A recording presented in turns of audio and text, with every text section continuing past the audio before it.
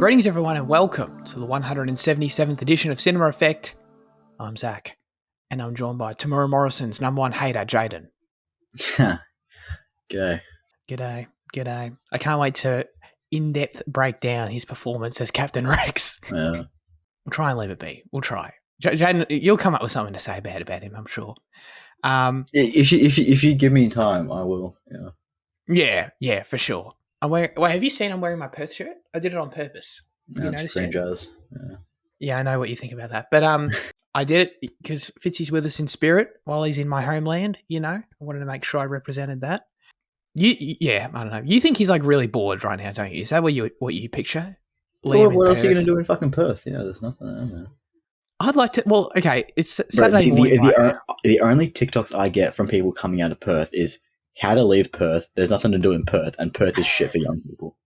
Every single one. I've not seen a single young person say, "Come to Perth."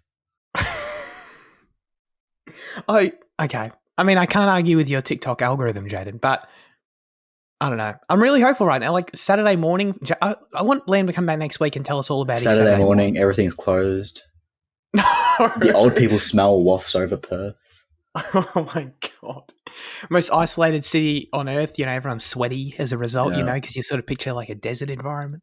No, I don't know. He's going out for lunch, he's going to head to the beach because it's like hot, Heads for a dip, goes to get some fish and chips. It sounds great.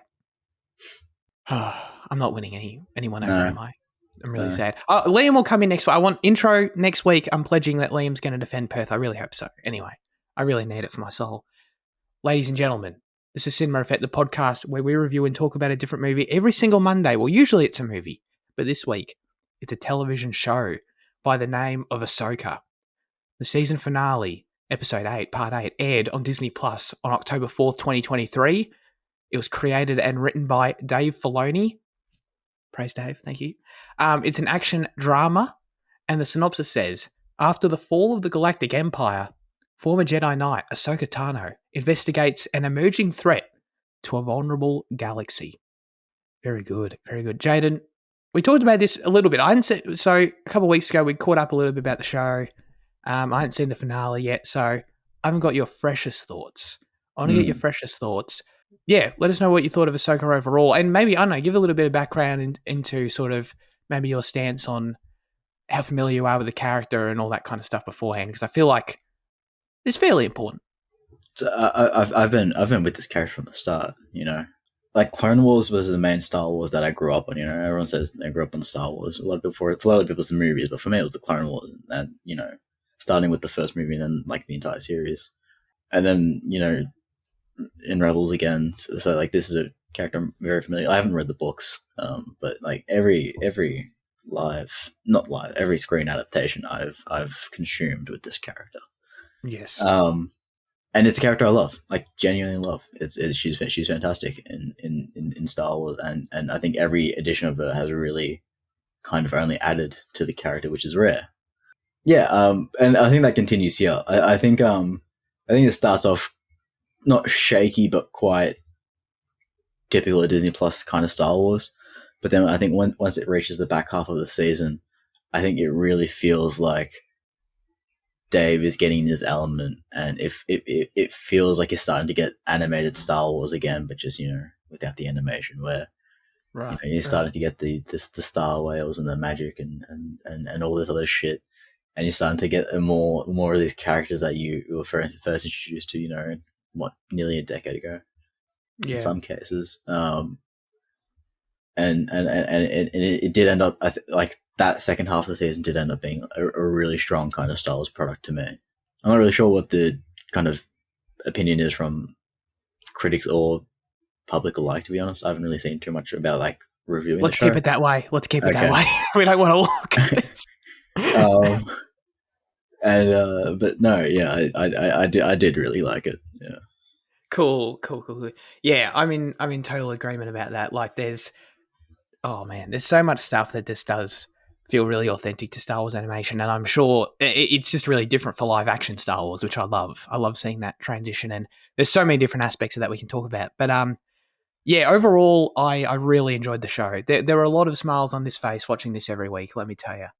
it finds itself, in a really interesting place in Star Wars history. It is the Rebels sequel show we've been waiting for since 2018.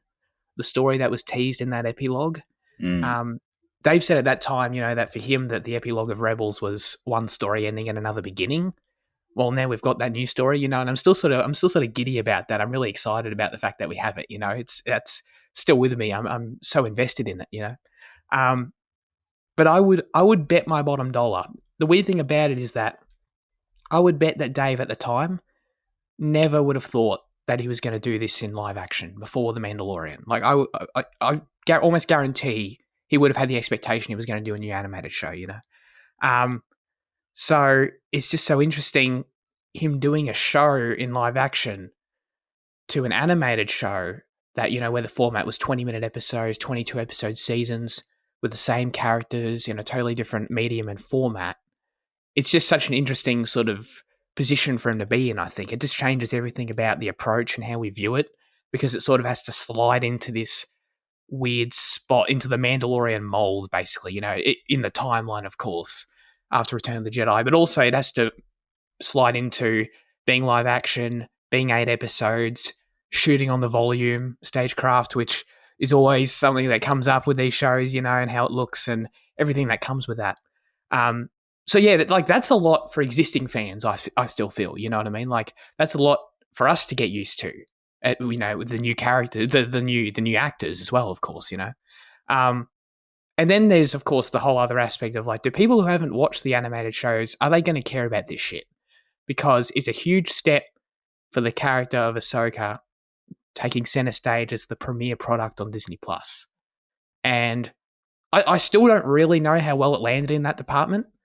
We can only really, we're so in that we can only really speculate for the most part, I think. But speaking for myself, I'm basically got the same story as you. Ahsoka is one of my favorite characters in fiction, full stop. She was always my favorite character in the Clone Wars. My first Star Wars was the films at a young age, but Clone Wars made me fall in love with Star Wars and hit at that perfect time when I was watching it.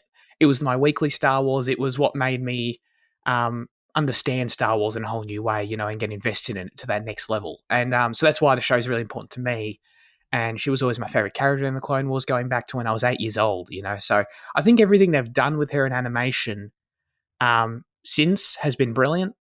And it's just, I just find watching this show so deeply satisfying to still be getting quality character development for her.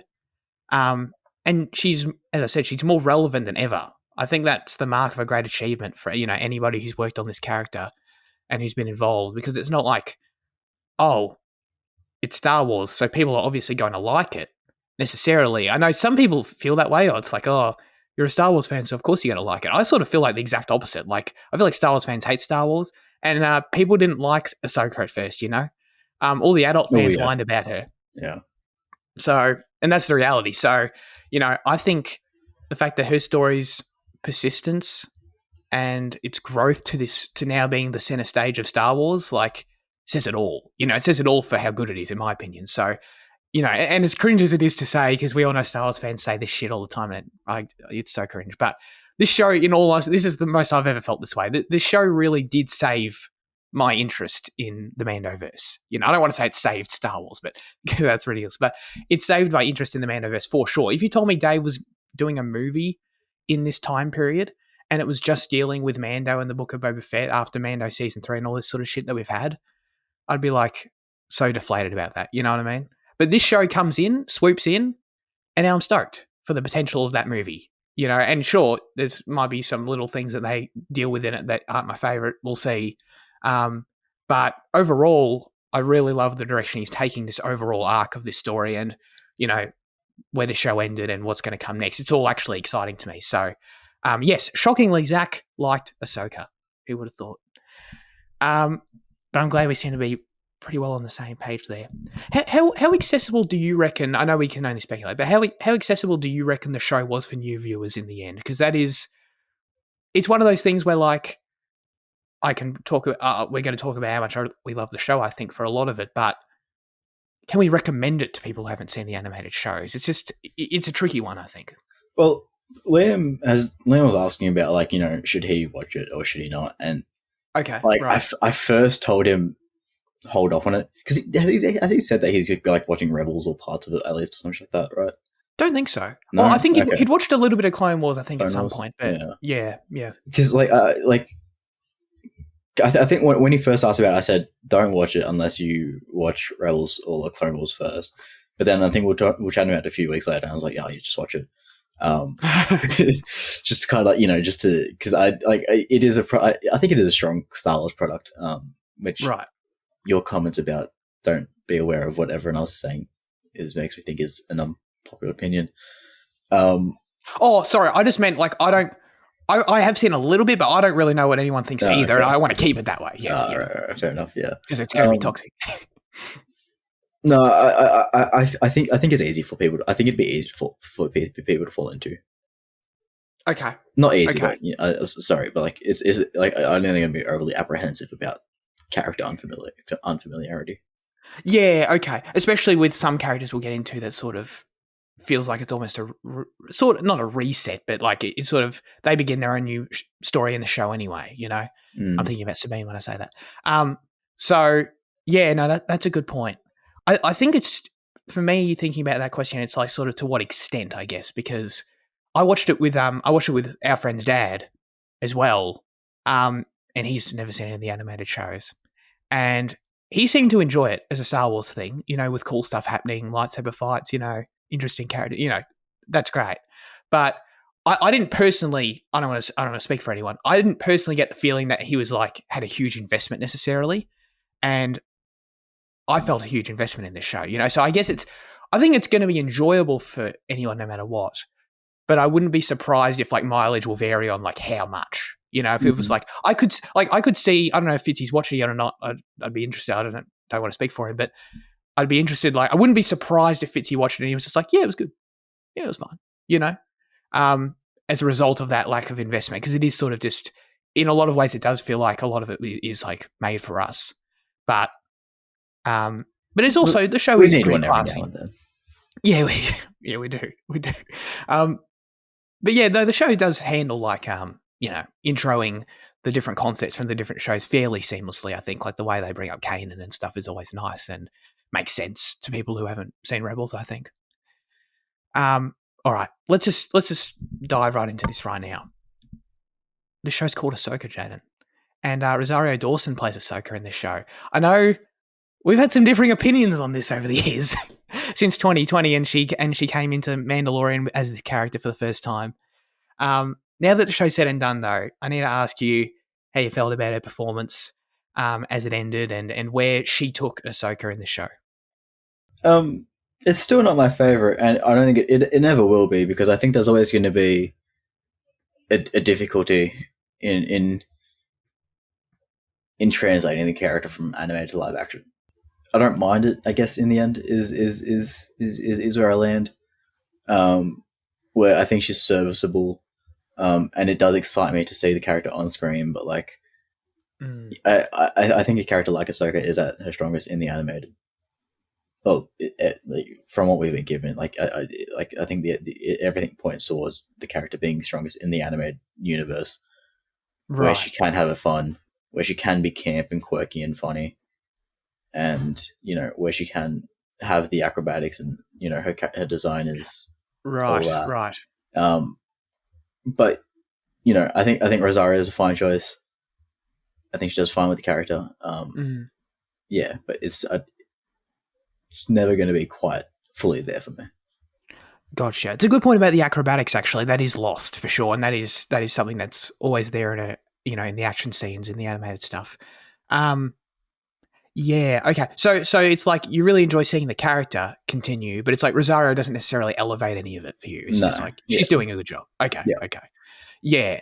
For me, yeah. I think I'm a bit higher on her than you, but like she didn't like blow me away or anything. But I do enjoy her portrayal. It is more. I know a lot of people I have seen. This has been since 2020. Like a lot of people have felt that she's a lot more stoic and cold, and she's kind of sort of doesn't have the same energy as animated Ahsoka, and even just in the voice and everything. And I do understand that, and I recognize that. But for me, it's always made perfect sense with where Ahsoka is at, and I feel like her arc in the show sort of backs it up. For me, like if we think about where we left her in Rebels, I feel like it's easy to forget this, but the last time we see Ahsoka in Rebels outside of the epilogue, which is one shot, she had just fought Vader and was basically about to be killed by Darth Vader and was saved at the last second. You know what I mean? And then she just ran off and that was it. We never see her again, you know?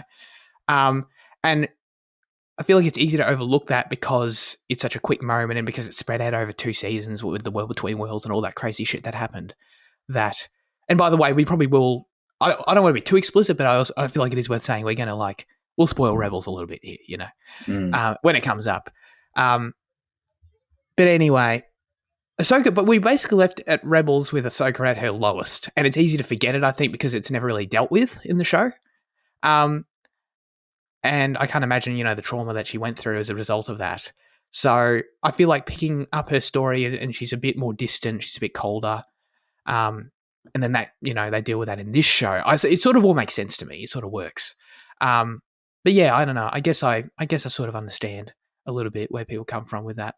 And in comparing her to Rebels specifically, like I don't know, because I'm rewatching Rebels right now, when I see Rebels Ahsoka, that model, her animated model, like I see Rosario, you know what I mean? Like it's not like perfect. Obviously she wasn't modeled after Rosario or anything, but like those two makes perfect sense to me. They line up, like the way they look, the way even Ashley performs in that show. Like obviously Ashley, you know, she's fantastic and she sounds different, but like the way she sort of dialed back down her youthfulness in her voice for that show, sort of then it just translates perfectly to me. And sort of the crossover is great. Rosario's mannerisms are on point.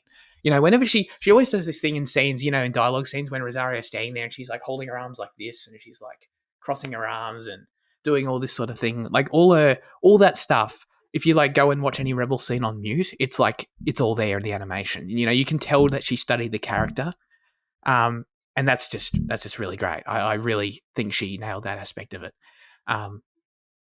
Yeah, I don't know. I like seeing her become basically a samurai Gandalf in this season was just great. It's great to see her develop in that way. You know, like Thrawn, and I think she does a really great job bringing that to life because, dude, Thrawn literally calls Ahsoka a Ronin in the finale. You know what I mean? And it's just like, and the score backs it up all the time. And I feel like that's really the direction we've gone in with Ahsoka, and that's what she's sort of meant to represent in Star Wars. So, that's, yeah, I don't know. I just sort of love that aspect of it, I guess. We'll end up breaking down episode 5 a lot more in depth because I feel like there's a lot of meat there. But that's Ahsoka. How did you feel about some of the other transitions to live action? I feel like it's easiest to get these out of the way first. Who else? Well, Hera was very limited in kind of what she, especially comparing to Rebels, where she was like a main character, and now she's very much sidelined. So it's hard to kind of draw a judgment on that. More of a supporting character, yeah. I mean, she is in most episodes, though. Yeah, but even then, like, she's kind of reduced to a few lines of dialogue in some of them. Sure. To be fair, no, she does have a kind of significant role in 5. Was it before when she's searching for Ahsoka? 5, yeah. Yeah. She does well. But I'm not ready to draw full conclusions on that yet. Okay. Thrawn's the big one, obviously. You know. Oh yeah, man. Oh yeah. He's great, obviously, because you're bringing Lars Mikkelsen. Yeah. Lars Mikkelsen, yeah, absolutely. I had to get it right that time. You're bringing him over. I did feel like there was like an element of like he was kind of rushing his dialogue almost. Like it doesn't feel like he talks as slow and like kind of precise as he does in Rebels. Did you feel that? No, not at all. No? Okay. No. I just thought there was a bit of like urgency in his voice, which was never exposed in Rebels. You know, he was always just that little second, just that little bit more calm and just controlled and just over everything. You know. Okay, interesting. That's weird. Chopper was great. Oh yeah. Exactly what he is and what he's meant to be. I don't know. Chopper's so good, man. Who else did we get?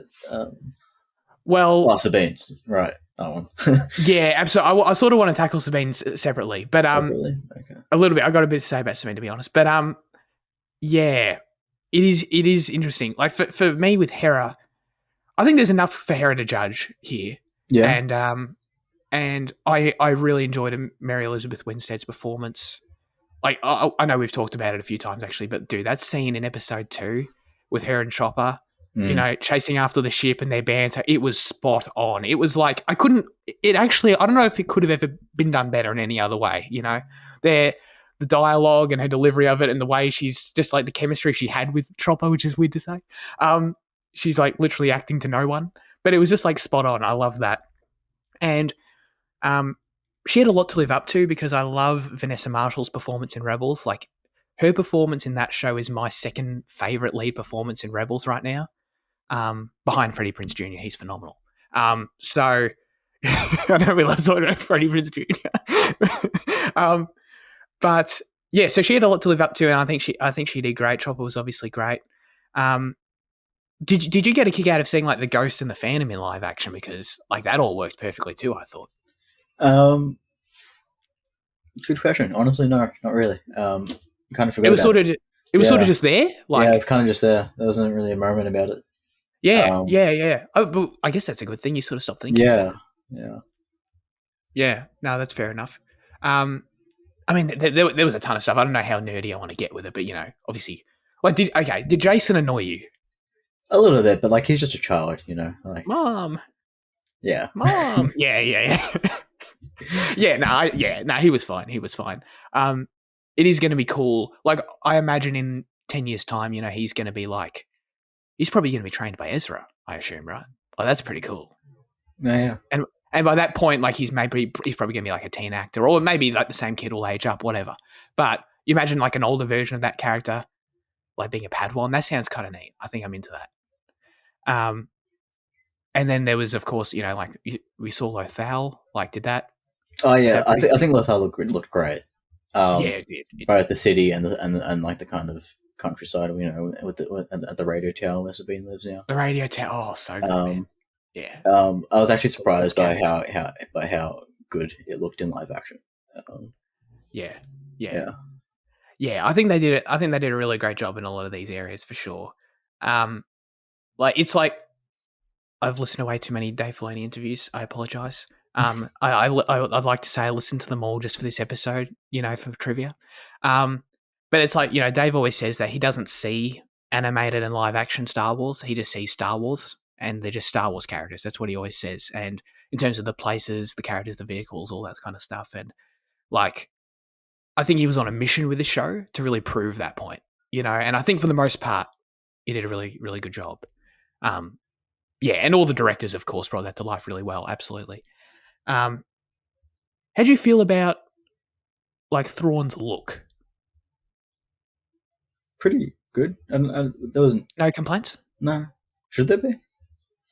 Well, I don't even know if I want to bring up. People were like complaining about Lars as just like, he's not thin enough. I'm like, oh my God. Well, I did think that, but I'm like, like it's the actor. I mean, like, right? Like, I'm not gonna lie, I noticed it too. I did, but like, it didn't bother me. You know what I mean? Like, what, dude? What's the old like? People need to actually think about this shit. What's the alternative? We get someone else, right? We want Lars. Lars is incredible. His voice is incredible. His face is perfect. He's so amazing. I thought his performance was fantastic in the show. Yeah. Like, his level of menace and his delivery of lines. I love how he always, like, I know sometimes the writing can get a little bit like he's meant to be a strategic commander. So like he's sort of able to explain away the fact he's losing sometimes. You know what I mean? He's like, those are acceptable losses. And it's sort of just like, are you sort of just making excuses for the fact you just lost? You know what I mean? Sometimes the writing can do that, I think. But like his delivery of it is always really great. And like, I don't know, like, dude, we want Lars. We don't want some other dudes just because they're thin. You know what I mean? And what do you want Lars to hit the gym to play Thrawn? You know what I mean? It's not like the physicality of the character's got nothing to do with the character. So it's like, I thought that was stupid for sure. I'll use this as the opportunity to, while we're still sort of on this topic, to talk about Sabine a little bit. I guess Sabine and Ezra. I forgot to mention Ezra as well. Oh, we'll get to Ezra for sure, yeah. But how did you feel about Natasha Liu Bordizzo? I think is that how you say her name? I think so. Yeah. As her, she's Aussie, which is wild. But how'd you feel about her as Sabine? And you're like, I think you're a pretty big Sabine fan, right, from Rebels? Yeah, Sabine's great. She's one of my favorite. I mean, like, I could say that about nearly all the characters in Rebels, to be honest. Okay. Apart from Zeb. What? No. Okay. No, I feel like Sabine gets some really solid arcs in Rebels, especially like when it comes back to like a lot of the Mandalore stuff in the later seasons. Season 3 is her season, I think. And I think it really like generates like a great kind of overall narrative with her character and just maturing, and accepting where she is and what she's meant to be doing. I think she's pretty good in live action. To be honest, like I think all these characters are good because I think all of them have said that they watched Rebels in preparation, or they all knew it. Some of them even participated in it, but they all watched Rebels. They all knew, they all had the groundwork there for them. They knew what they needed to do. So yeah, I think Natasha's quite good at it. Yeah, I think there was some characterization choices that, not character, like there was. I think the relationship with Ahsoka is odd, still a bit. Yeah. Because I think it's something that you were saying the other week, in that like in Rebels you weren't even sure if they ever like share a line of dialogue, to now being master and apprentice. So there's that aspect that even for fans have to adjust to, I guess. Which like to making her a Padawan, making her training to be a Jedi is interesting, and I think it kind of goes against the legwork that's made in Rebels. But I think it ends up working out alright, but probably not to my great favor. Yeah, I agree with you. I think Natasha did a good job. I think there's that one scene in part 4, the scene where she has the map in her hand and she has to choose whether to shoot it or not, like destroy it, and Balin's trying to convince her. I thought her performance there was really strong. Like the moral dilemma she was in, I feel like Sabine in Rebels is faced with multiple of those sort of moments, and like where she has to make a choice one way or the other, and she's quite emotionally conflicted about it.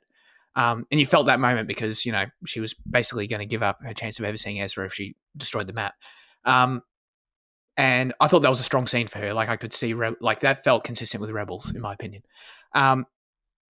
Yeah, for me, like it is the story direction with Sabine that I didn't like that much. It's the one sort of hang up I have about the show still, even now that it's over. But it's funny. It's probably the thing that actually I wouldn't be surprised if it works best for new viewers, because the idea of like this new character, okay, she's a young woman, she's a Mandalorian, and she was Ahsoka's Padawan, and she wants to learn to be a Jedi. Like all that stuff sounds kind of cool, but it's just like so inconsistent with Rebels in Sabine for me, where it's like it was a hard adjustment to make and still is.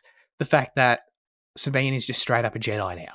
You know what I mean? Like by the end of the show, Sabine is a Jedi Padawan who used the Force, and it's just like, it honestly, it makes me like Sabine less because it makes her feel less special to me. And I still have no idea why, as you said, I still have no idea why her and Ahsoka are even connected in the first place. They don't share a single line of dialogue in Rebels. And it's just odd to pick up in this spot in the show where, like, what did Ahsoka see in her in the first place that made her think that she should be trained?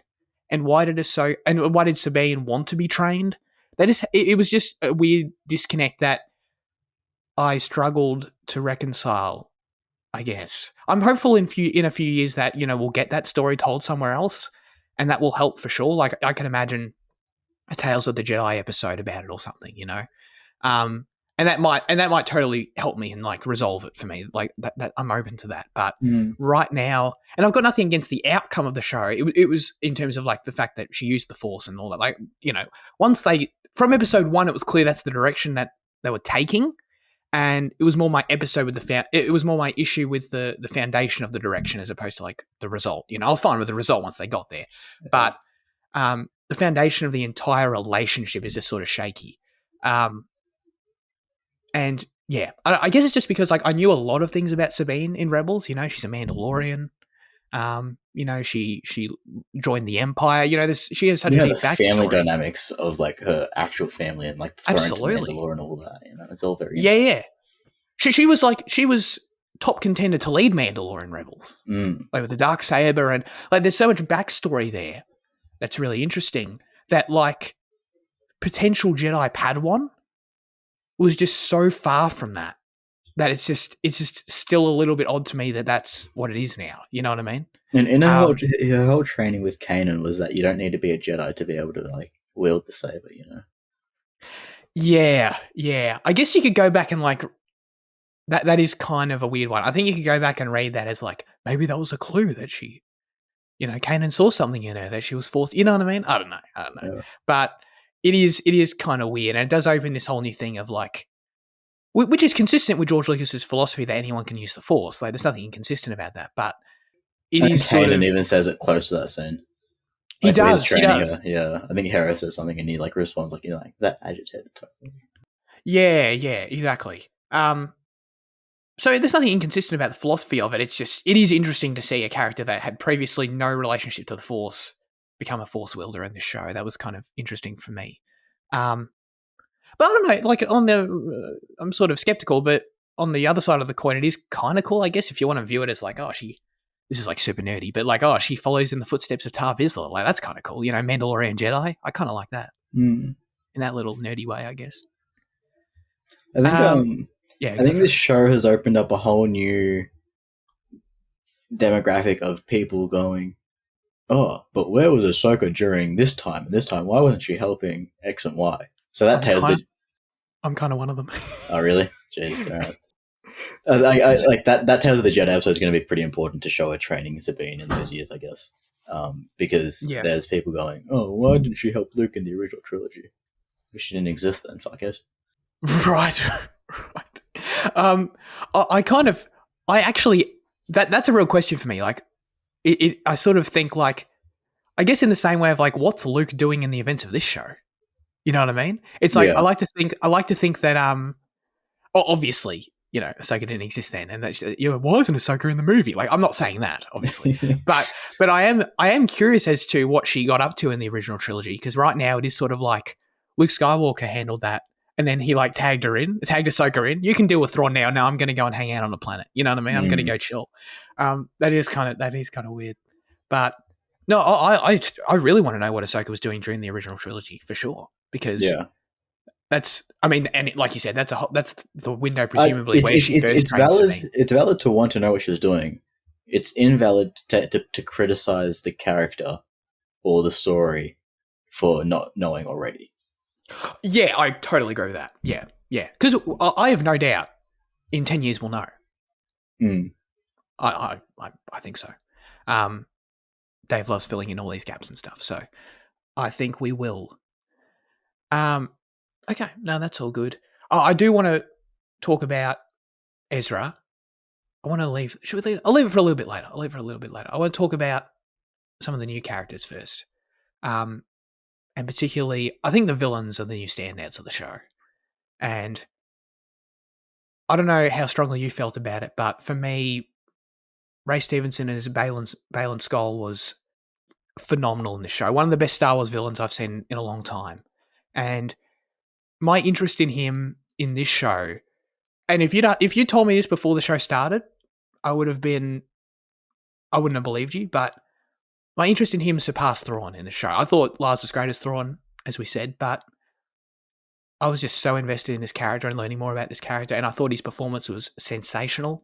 And it's such a bummer that he passed, man, because I assume we're just going to get a recast at this point. I don't know how you feel about that, if you think that's what they'll do, but that bums me out so much, because it goes beyond just like, that was a cool character. Oh, it's a shame they have to recast him. Like, dude, I felt like such a connection to his performance that it's like it hits even harder. But it's also just a credit to the quality of his work, because I thought he was just sensational. That mainly, I feel like he probably has the most to chew on in part 4, in my opinion, when he's fighting Ahsoka, and and he gets the map and all that kind of stuff, and he has the dialogue about how he knew Anakin.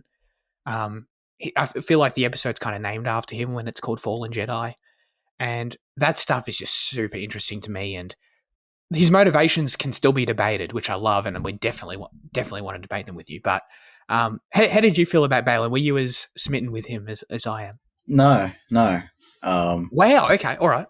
Yeah. I don't know. I didn't feel like. I feel like his character was kind of just a stand-in for a bad guy. Can you hear the fucking steam train, by the way? I did hear that. Yeah. No, his character felt like a stand-in for a villain up until the last episode to me, when he splits from Shin, and he goes, "You're on your own journey and I'm on mine," and then you see, and it teases the stuff with the father and all that shit. Absolutely. That's when it became more of a character to me rather than just a kind of placeholder. Because lines about, I knew Anakin, he's a Jedi, fucking everyone knew Anakin, he was the chosen one. That didn't really mean much to me. And then before, I think it's unfortunate. He will be recast because that's a very big thread that they obviously want to leave on, and they want to keep on pulling. Which is unfortunate. I think recasting is always unfortunate, but I wasn't so attached to the performance that it's going to be a major effect on me. It's just unfortunate from a kind of standpoint of production rather than immersion. Right. Interesting. Okay. Yeah, that's funny. I really disagree. I mean, I get what you mean about that's a fair point about of course he was a Jedi, he knew Anakin, but I just find this idea of, so he obviously survived Order 66, and then I love the idea that he's just gone in a completely different direction than any other Order 66 survivor we really know of, where he is, I think if you were to, he says he's no Jedi, but he's no Sith either. It's not like he just turned to the dark side and became a Sith Lord or whatever. The character is interesting in that aspect, I guess. In that, he has a Padawan, and Shin, which I thought was an underrated character as well. Not that she didn't have a ton to do, but their dynamic was cool. I loved how she had a Padawan braid. That was the fact he still follows the Jedi rituals was really interesting, and he obviously finds it important to have a Padawan and to teach someone. And the dialogue that he has with her, I think it's in part 6. About she asks him about the Jedi Order, and he's sort of just I like the idea of it, and how he breaks that down. It was just, how he feels that they were a failure, and he's clearly traumatized by their failures and what Order 66 created. And then when he starts dropping little hints, like when you realize that's what drives him, which is really interesting motivation. And then he starts dropping little hints, like he basically wants to rewrite time or something. What is it? He says something to the effect of I need to, violence goes in cycles.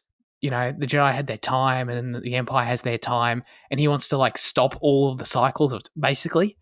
He basically wants to control the will of the universe or some shit. When he starts dropping those hints there, and obviously by the final shot of the season for him, we understand a little bit more about what he means by that.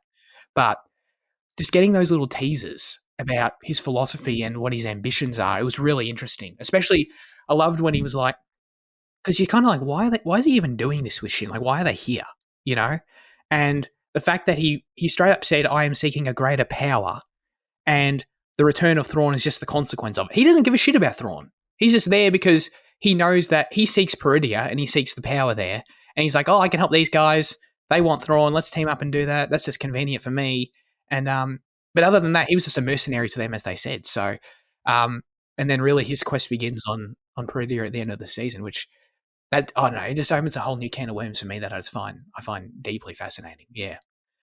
Did you like Shin, or did you like any of the other villains? I know Morgan Elsbeth was another strong one in my opinion.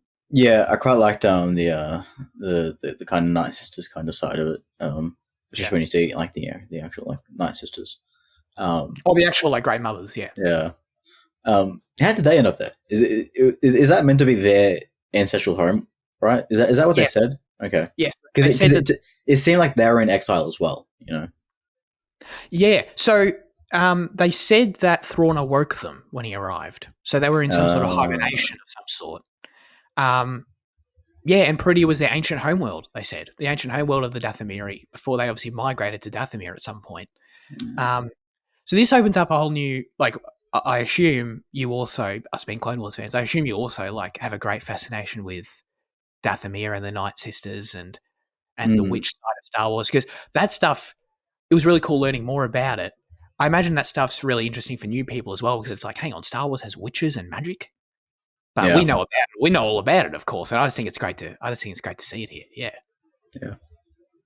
I guess it kind of establishes more like as to like how like the Night Sisters are like the kind of, like they are the matriarchal rulers of like, Dathomir, because like I like they would be the ones that got them there, like the men are useless. Shin, on the other hand, yeah, like she was super minimal to me. Like she was, like some of her episodes, like some of her appearance in episodes was just like looking at the character. Like, I don't know, like yeah, she didn't like. I don't know. I think there's a cool direction to go. But I have seen a few people that like on TikTok that are like, oh yeah, she's really great. I'm like, she's quite minimal. Like she's like minimal to the point of where like I don't know. Like we know almost nothing about the character. Like literally almost nothing, other than like what is literally presented to us on screen. We know nothing else about her. Right. And now Balin leaving her. I don't know. It's just interesting that he's already separating with her when we know so little about her. It feels like it's going to be the harder thing on her character. I don't know. Yeah. Did you get the impression she was hurt by that? Oh yeah, big time. Oh yeah. Yeah, I did too. Yeah. I think people on TikTok are assuming a lot about her. And I think they're taking their assumptions as characterization. What are the people saying about her, Jayden, on TikTok? Huh? What are they saying? The main one I say, which is it's a bit of fun. It's not like people don't. Actually, I'm not sure. But the main one I see is is about like her relationship with like Sabine, and like they're like have this like kind of like people like feel like they had like this back and forth on the ship there, and like they treat it as like a very I don't know, like a rom-com-y type relationship where like it's like a like a I hate you, I like you kind of relationship with Sabine. And I think I did not get that at all. Yeah, and like people are like trying to use that like to fill a gap, and like I think those people are then assuming that that's what actually happened, even though they're just like making up this bullshit as it goes. Oh, really? No, I saw. I mean, there's definitely a parallel between her and Sabine. I saw her as like, the apprentice of either, the light and dark side in this show. I think that's pretty much all it was, and that's why they faced each other like 5 times in lightsaber combat. Yeah, that's interesting. I guess no, I agree with you. We don't really know much about Shin yet, but I find myself intrigued. Like I want to learn more about her, mainly because I just really like the dynamic with Balin. So that's one reason I'd put her over Marok, for example. You know what I mean? Well, yeah. Then again, like she's like substantially more present than Marok. Oh yeah, definitely. I mean, Marok. I liked Marok. I really did, and it's not even like there's literally no character, but like I liked it. He was just a henchman, and like if you want a lightsaber wielding henchman to give us a cool lightsaber fight, like we did. I love the fight in Part 4 where Ahsoka finishes him off with that samurai like slide. Loved it, So it's like that's what he was. He was basically just like a mini boss in the show. Yeah, and to give him like an Inquisitor design that's a callback to Rebels, like I just thought it was a good choice. I liked it. Yeah, I didn't need a character, I didn't need him to be Starkiller or whatever, like people were saying. Oh yeah, that was funny. Yeah, absolutely. I know you're a David Tennant stan, so how did Hugh Yang go for you in this show? I must say, like, he was... Obviously, I know Hugh Yang's in Clone Wars. Enjoyed him in Clone Wars that little bit. He was, like, a strong supporting character in the show. It wasn't just, like, he didn't just turn up and say a couple things or whatever. Like, he is a character in the show, which... He was in it more than I expected, is what I mean. Yeah, I love Tennant. I think he's got a great voice. So taking him for a voice role is great. And I think I really like Hugh Yang's a lot of fun. Like he is a Star Wars droid in that he is providing comedic relief, which is their job 9 out of 10 times. Yeah. But like he's also like an important character in like lore wise in that he's like he knows everything about the Order and he's been so present and he's I think he's a great character to have around in this era now. And you obviously see him. I think that moment where he helps build Ezra's new lightsaber is really great. But even him telling stories to Ahsoka and just helping train Sabine and all that. Like I think like everything with Hugh Yang is quite good. I love David. I love his voice, and I think it's perfect for the character. Definitely. I loved seeing, like, he always had, he was sort of, you're right, he fills all the conventional spots that a Star Wars droid needs to fill. Like, he's the comedic relief, he's the exposition guy. But, like, it all makes sense, though. Like, I loved his sense of humor. Like, when he's telling, what is it, like, in Jason wanted to train in the Force or something? Oh, no, Jason wanted a lightsaber, I think. And it was like, can you build a lightsaber? Yes. Can I have it? No. You know, like I don't know. That was a bad example. There were tons of funny lines with Hugh Yang in the show that I really, really enjoyed. And knowing that he's lived for like 25,000 years, trained all the younglings and build their lightsabers, it just makes perfect sense for him to be able to give all the exposition, you know. And the perfect example of that is in the scene where Ezra builds the lightsaber. You know, he's just dropping that exposition, that Rebels stuff with Kanan for everyone. But it works. It just really hit. I loved it. I loved that Ezra built, like, his lightsaber was inspired after Kanan's, and when he got the emitter out and it was Kanan's emitter, like, I recognized it obviously immediately, and it's like, oh, that's awesome. I love that. And it was such a touching moment. And the Kindness, we'll talk about the score, of course, but Kindness, they play Kanan's theme in there a little bit. It's like, oh, they nailed it. So good. So good. But that's a perfect example of, like, I don't know if that would work at all for someone who's new, you know what I mean? But, like, it hit me hard. Why did Sabine get upset in that scene again?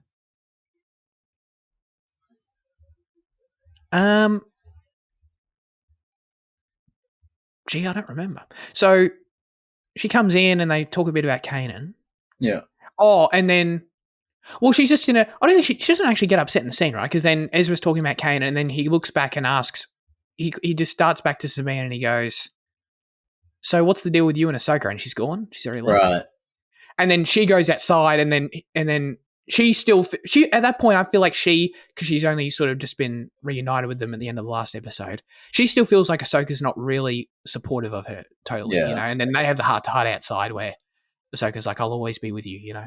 Yeah. I'll always stand by you, which was nice. And not to jump too far ahead, but I loved that, you know, Anakin was there for Ahsoka in the end too. You know, it's like what she said about Anakin was true. You know, I love that. Anyway, we'll get some more high level stuff out of the way. Something that we talked about, I know, in our highlights episode that we did a few weeks back when the show started. Episodes 1 and 2 were a bit shaky for us in terms of some of the pacing of scenes, and we talked about how, like, there's sort of an awkwardness in the scenes. They go a bit long sometimes. Did that continue for you past episodes 1 and 2 in the direction choices? What was episode 3? I can't really recall. That was probably the most forgettable episode. It was sort of just an action heavy episode where they were like chasing. There was a lot of space combat. They were chasing I sort of don't really know what to call, like, Elsbeth's faction at that point. You know, like whatever the Elsbeth's soldiers people. Right. And they were like, and they had like the World War II fighter planes. Yeah. Right, and Ahsoka fought outside in space. You know that one. It was just to get them. It was to get them to Cetos, basically. Yeah. Yeah. No, actually, no. I think a lot of that awkwardness was cleared up, to be honest. I agree. Yeah. Which is strange that it only exists for the first 2 episodes. I'm glad it went away, though. Obviously. Yeah. I think I can't really recall how we described that, other than being like a kind of, it felt like it was like a hanging for too long, you know, kind of thing, right? Yes, that's pretty much exactly what it was. Whereas, especially once you get to the back half of the season, and you get to Thrawn, you get to Ezra, you get those dynamics again, it feels like it picks up that kind of rapid pace of Rebels. Yeah. No. Yeah. I agree. I think it lessened after that for sure. There are still sometimes volume vibes, I'd like to call them, you know, that stick around in certain shots. Do you feel this? It's usually, and it's the case across all these Mandoverse shows, it's usually when characters are traveling, I think, where they look a bit awkward. Yeah. Like when they're like meant to be moving across like a landscape, for example. Like maybe take, for example, like when in part 6 when they're traveling, like Sabine's on the wolf or whatever, which that wolf looks good actually, but yeah, I don't know. It's sort of when they're meant to be conveying movement across distances, I think. Sometimes it looks a bit weird.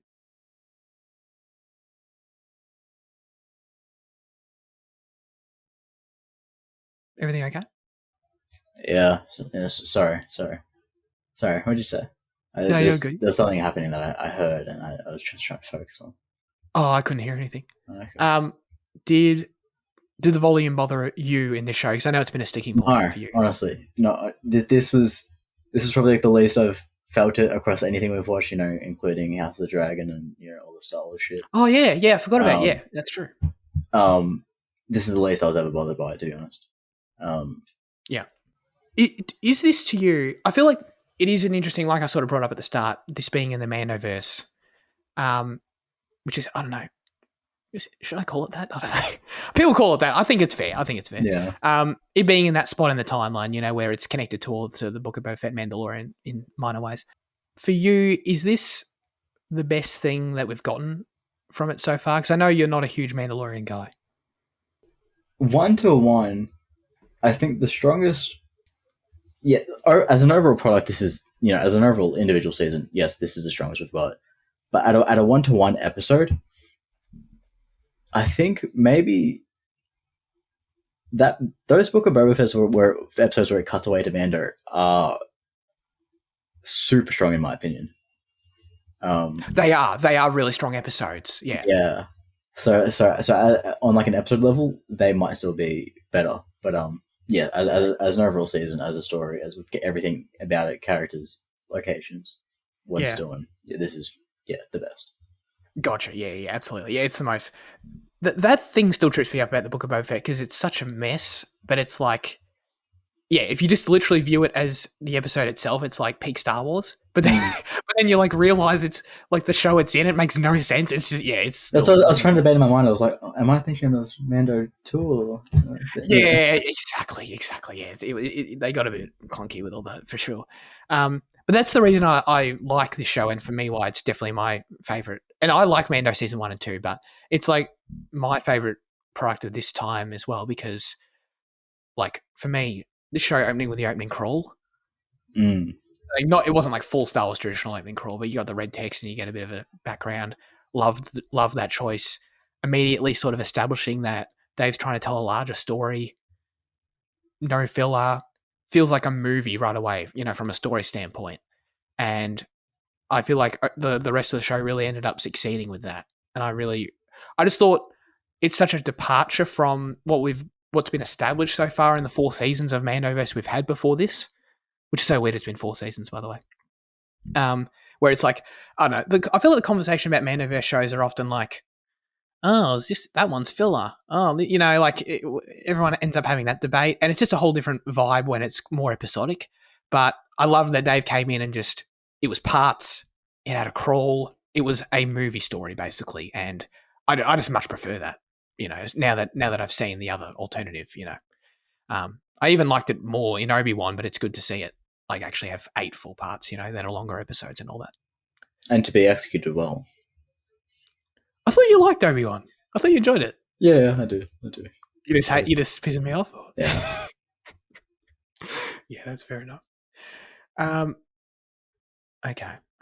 How'd you feel about a lot of the action in this show? Because I really thought it was fantastic. But I know you had complained a little bit about the choreography to me a couple of weeks back. Did I? No. Did I complain, or was I relaying someone complaining about it? Oh, I might have misquoted you then. Yeah. I recall that you weren't in love with like Rosario's choreography and stuff. That just goes back to the whole animation versus live action thing, and you're never gonna get as good of an Ahsoka fight in live action. Actually, no, that's a lie, because it's perfectly achievable, because we saw the way it was mocapped for fucking the Maul fight, and like it is very achievable to get a good fight out of Ahsoka in live action, but like I don't know if we will with Rosario. Right, see, this is sounding negative right now. Yeah, no, but actually, like the one thing I had seen on Twitter was that people were complaining about some of the choreography of the final scene, of where not the final scene, but like where Ahsoka, Sabine, and Ezra all fighting off the stormtrooper zombies, and oh really? They chose like a really kind of out like the 2 frames, not the 2 frames, the shots that they did select in isolation, it did make it look awkward, and then I think in the comments there was quite a few people like, oh yeah, no, it's terrible and all that. So that is one thing I had to say about the show, about people having an issue with like that kind of. I thought that scene was good. Yeah, which would that surprised me as well, because I thought that scene was good too. It was good too. Yeah. Just trying to think if there's combat awkward anywhere else. Sorry to interrupt you. Quick aside, zombie. I feel because otherwise we might forget it. Zombie stormtroopers. That's kind of a big thing. Yay or nay? That's a massive thing, and that was when you're asking me on the train about like I hope I have something else to look forward to, and I was like, oh, there's definitely one major thing. Like that's what I was referring to. But then I took it back a little. I wasn't sure like how into zombies. If I would like it. Yeah. Right. So I was like, oh shit. I'm not liking. Like I thought it was cool. I thought it was like because it was different. I liked it. Yeah. Well, it's just because I think everyone has been asking for a long time for an adaptation of the comic with the stormtrooper zombies, and you finally get it, but just like not in the way you're expecting it. And it's actually like zombie stormtrooper sounds really dumb, but like it's Night Sister magic, and like us being already have a great understanding of what that is, and Night Sisters, and you see something similar earlier of the application of it. We've seen them do it before. Yeah, it's just so it's totally they just made it really fit in what we understand about the lore already. Yeah. No, I don't think there's really any awkward combat. I thought the action in this show was fantastic. I like definitely the best they've done on TV. It's going back to what we sort of said at the start a little bit. It's the part of the show that feels like most like animated Star Wars, in my opinion. I understand what you're saying about like the actual choreography of the fights themselves not translating, like because they can't do flips and shit. Like that's totally valid. But I just mean in terms of like the content, in terms of the fact that I think almost every episode of the show had at least one lightsaber fight, which is like, I don't know, like that's pretty crazy in my opinion. Like, I feel like so often we go quite barren on lightsaber fights, but that's what it's like in the animated shows. In the animated shows, you like flick on a quick 20-minute episode and there'll be one or two lightsaber fights in it sometimes, depending on the episode, and it was just great to recapture that. Like characters, when they meet, they just have a quick lightsaber fight, or they have a quick duel, or they get in some quick, cool looking lightsaber combat and move on. And it's just sort of a natural part of the show that keeps coming up. And I just think that's really exciting, as opposed to like, I feel like the language in live action we're used to is like, you have one big lightsaber fight at the end or something, The show wasn't afraid to just throw in tons of lightsaber fights right away from episode 1. I think there's one or two lightsaber fights in episode 1. Well, there's definitely Sabine. And the Ahsoka dueling all the droids at the start. There's two. Which is great. So, and I loved the direction that they went with too, by the way. Dave directing that episode, like super Kurosawa vibes, like the way, and with the score and stuff. Like his inspiration, his samurai influence was not lost, which I thought was fantastic. So yeah, all that stuff was great. Part 4 had a ton of great fights. The Marok fight I talked about. I loved Ahsoka versus Balin. Loved that one. Like I loved like Rey's like strong, like almost like broadsword stance, and like everything he was doing I thought was really good. So yeah, he feels like a knight on a crusade. Yeah, he feels like a knight. Yes, because he's got the little Jedi like, knight almost. Hey, because he's got the little. He's a fallen Jedi knight. He's got the little he's a emitter on his lightsaber. He's got a slight. It's not a what do you call it? It's not a cross guard, but it's like it's got a slight little circular thing on it that makes it resemble more of a sword, like a broad sword, than other lightsabers, which I thought was deliberate. Yeah. So yeah, I thought the action in the show was really good. I want to talk a lot about part 5, if you don't mind, Jen, because I feel like there's a lot there. Yeah. And this is going to get pretty nerdy, but I mean, we're here. What else are we doing? I will just use this quick opportunity to transition to Hayden Christensen in the show, and just hanging on the lightsaber choreography for a second. His lightsaber fight with Rosario in part 5 was phenomenal. Absolutely loved it. And if you go back and look, I've rewatched it, and if you go back and look at his choreography and the staging of it all, it was straight out of Revenge of the Sith. Like he fights exactly the same. And there were like 10 shots you can do a side-by-side comparison for with him in the Battle of the Heroes versus him in fighting Ahsoka, and they're like perfectly recreated, and Hayden performs it all flawlessly. When he's like when he's facing the other way, and he like ignites his saber to his right side. I'm describing this terribly, but go and watch this shit. I'm telling you, it's like spot on. He does the thing where he even like he grabs Ahsoka's lightsaber and he starts like pulling her this way, like tries to overpower her physically, like he does to Obi-Wan. It's like it's exactly the same. So the attention to detail there is phenomenal.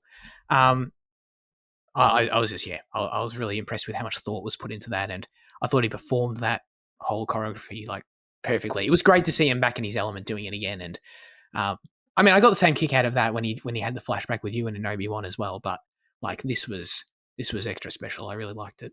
But yeah, all that to say, I guess, feel free to expand on that if you have any other thoughts. But like, how did you feel about Hayden popping up in the show and how he was used overall?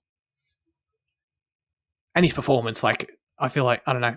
I feel like these days he's like universally loved, but I don't know if you feel the same way. No, I do quite like him as a person. Yeah, no, I thought I think he's always been, just a great, I don't know, swordsman. I don't know. Yeah, definitely. Yeah. I think he was an exciting part of episode 5, and actually having him come back in a substantial way was cool. Not just as a ghost, but as a tangible kind of thing. And actually like sharing a lesson in a physical manner, and actually having him interact and do important stuff was cool, rather than just having him like rock up and stand around. I don't know. I feel like one of the best uses of like a legacy kind of character in modern Star Wars, I think, to be honest. Yeah. Yeah. Yeah. I don't know. Yeah. Which is, it's funny to say that, because I was so thrown off by the end of episode 4, when he appears and he's sort of and it's so funny how his de-aging looks like kind of weird there, kind of whack. I think it looks bad. Yeah. In that shot. But then it's like perfect in the whole, like, you know what I mean? He's like in 3 seconds of episode 4 and he looks weird. And then like the whole of part 5, I thought it was perfect. So I don't know what the hell happened there. But anyway, he looked phenomenal in part 5. I do agree that this is probably one of the best uses of the character. And it's just weird to say because of how like logically odd it is. Yeah. There's no explanation given for how he's in this show, actually. No. Like for why he's there and for anything. And I feel like it's easy to look at that and go, like, why the fuck was he even there? It's really random. Like, but it's all made up for, and I think you can still make sense of it, but regardless of that, I think it's all made up for in how strong his contribution was to Ahsoka's arc and the story. Because that was so strong that it was like, I don't know, you could almost overlook it if you wanted to. But like, I personally, I mean, I don't know how nerdy we want to get, but like, it's like the Force does weird shit, right? I think that's basically, we can try and have theories or whatever, and I think there are valid theories. But like, basically, I don't know, you can view it as the same way as like the example I go back to is Mortis. Like, what the fuck was Mortis? You know what I mean? What was that? We don't know what it was. It was some sort of weird vision thing. Well, that's probably going to get answered soon. Maybe. That's very true. That's the example I go back to. The other obvious example that I saw someone else bring up and I thought I was dumb for not even thinking of was, of course, the cave on Dagobah. Like, what was that? You know what I mean? The Force has this weird shit happens all the time in Star Wars with like these visions and things that make no sense. And we just accept them often. And I think it's perfectly consistent with Star Wars. So like this just being one of those, if you just want to look at it that way, I think that's fine. I think that's totally valid. I think the bigger issue is how she got into the world between worlds, rather than Hayden being than Anakin being. Yeah, that is true. That is the one part I still don't quite understand, but I am willing to. Just because it's only because everything we've established in Rebels about the world between worlds is that they did have to take steps to get there, right? Yeah. So, and just because that was our only previous understanding of it, doesn't mean there can't be other understandings of it. But true. Just because that was, I guess the door that Ezra pulls Ahsoka out of was kind of just a random place as well. So, I guess it was the Jedi Temple on Lothal. No. When Ezra saves Ahsoka in the World Between Worlds, like he just pulls her out of like a random portal, you know. Yes, sorry. Yeah. I'm sorry. I misunderstood what you meant. Yes, yeah, absolutely. You know, in season 2 of Rebels, when Ezra speaks to Yoda, Yeah, in the temple. Yeah. that is in the World Between Worlds. He goes there in that moment. He's transported there because you can see like it's in the background, like because we didn't know what it was at that time, it wasn't described yet. Oh, yeah, right. That's actually what it is. So I guess there is a precedent of characters that the Force bringing you there. Okay. For an important purpose. So there is something there. But yeah, there's still more to ponder exactly what the situation was for Ahsoka for her to get there. Well, if it presents itself like that to Jedi, like why hasn't it been like because in Rebels wasn't like Palpatine was seeking out to use it, right? That was the thing. Yes. Like if it can present itself to like Jedi, why can't it just like kind of manifest itself to him? Like to Palpatine. Yeah, like why does he think he has to search for it when like he can just like vibe there? I don't think he can. I think he's so entrenched in the dark side it wouldn't even work. You know, but the Force is the Force, you know. It doesn't. No, I don't think it. I think it discriminates against him. You know what I mean? I think it's like this guy's a Sith Lord. Okay. Yeah, nah to him. I don't know. There's so much still to learn about that, but I love it. Like I'm fascinated by all that stuff. You know. But yeah, it's interesting. I can take it as just a manifestation of the Force like that. And I don't know, like I'm also like totally happy to leave it up to interpretation. You know, it's the same thing as, like I said, with Mortis. It's the same thing with Morai. You know, the convor bird that always follows Ahsoka around. Oh yeah, like in episode 8. Same thing with her. It's like, I think that's the daughter, but like I don't know. You know what I mean? Yeah. It's the daughter, right? Like it's everyone accepts it as that, right? I think so, but it's like I don't think it's literally the daughter. I think it's because I think the daughter like lives in Ahsoka, you know. Yeah, so sure. it's like, yeah, I don't know. Maybe that's semantics, but yeah, I'm just saying that I enjoy this side of Star Wars where Dave's presenting these interesting sort of fantasy spiritual concepts that the audience can interpret how they want, as opposed to everything having to be broken down scientifically. You know what I mean?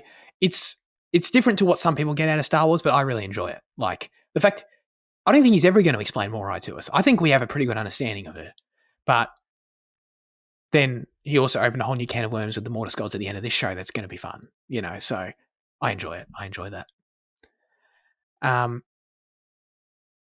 But yeah, I keep getting fucking off track here. Well, the bird rocking up at the end of episode 8 is kind of like, you know, on this randomized planet halfway across the universe. Right, exactly. Exactly. In another galaxy, dude. Yeah, there's something going on there. No doubt about that. We should actually, oh my God, I feel like we actually haven't even fucking like talked about this yet. Like what Anakin's involvement achieves in this episode and what the whole arc is. How did you feel about it all? I feel like this episode is pivotal in Ahsoka's arc, right down to the amazing. She comes out of it and she becomes Ahsoka the White. You know, she gets the costume change, which I loved. But yeah, what is that to you? What did you take away from the whole episode 5 sequence most of all? I don't mean to put you on the spot. Are you? I don't know. It was cool though. Yeah. What did you think of the way they handled all the flashbacks and stuff, like with Hayden as you know, Clone Wars animated Anakin with the armor and all that kind of shit? Because I got a kick out of that for sure. Yeah, I know. It was that first battle that we see, right? That is the one where they need to go up the cliff wall vertically, right? To get to the little hut guy at the top. No, it's not, because they're on Ryloth, they say. Oh, did they say Ryloth? Yeah. Yep. Hold on. Then did we even see that in the Clone Wars? I think what I love that you brought this up, because she wasn't there when they liberated it, was she? She was. So remember, she was in the. So there's the Ryloth arc where she was. Yes. She was in the. You get the episode with her where she's in the space battle above. Yeah. Then you get Obi-Wan on the ground, and then you get Mace on the ground. 3 episodes. So But we only ever in the Clone Wars we only get her in the space sequence. But I presume after that they did go to the ground. We just never saw it. So I presume that's what that is. Oh, okay. That's what cool. I interpreted it as. Yeah, that's why I interpreted it as. Yeah. Because we know they were there. Yeah, I don't know. Flashback stuff was very cool. I think it was probably too shrouded in smoke. Okay. You wanted to see a bit more? Yeah, I would like to see a bit more, but I get it. It's a flashback. But yeah, I think that episode more than anything else opened up the show to criticism from people on Twitter, especially from people that weren't watching and people that someone that match cut of Anakin becoming Vader was posted on Twitter, and someone was like, "This is the best thing I've ever seen in my life, like the best show I've ever seen in my life." And then that just fucking opened up this shitstorm of like all these cinephiles being like, this person sees a simple shot and like this, and he doesn't really understand cinema and all that. And I think that then opened up a can of worms of like people just like kind of pissing on the episode and like, is there a law reason why there's so much smoke and shit like that? Like, like that was kind of like the most negative stuff I've seen. I can't stand that. But I think all the flashback stuff was very cool. Seeing a young Ahsoka was interesting. I know you were a bit iffy on that. I thought it was iffy. It's just that, nah. I'm not gonna really. It's not really a position I'm willing to defend. Right. Well, I mean, is it fair to say that it was just hard to get used to because it was like it is kind of inherently jarring. Like I think that's fair. Yeah, it doesn't really matter about that. It's just that it's like Ahsoka's not a child. It's like what I was saying. Like she is a child by definition. Everyone calls her like, but this character is not written as a child. Right. Like it is pretty much what I was. I'm like, it's a position I'm happy to concede enough, but like, I'm still gonna feel the way I do in that like, she's not a child. Right. So we're talking about in these flashback scenes. What's her name? I forgot her name. Something Greenblatt.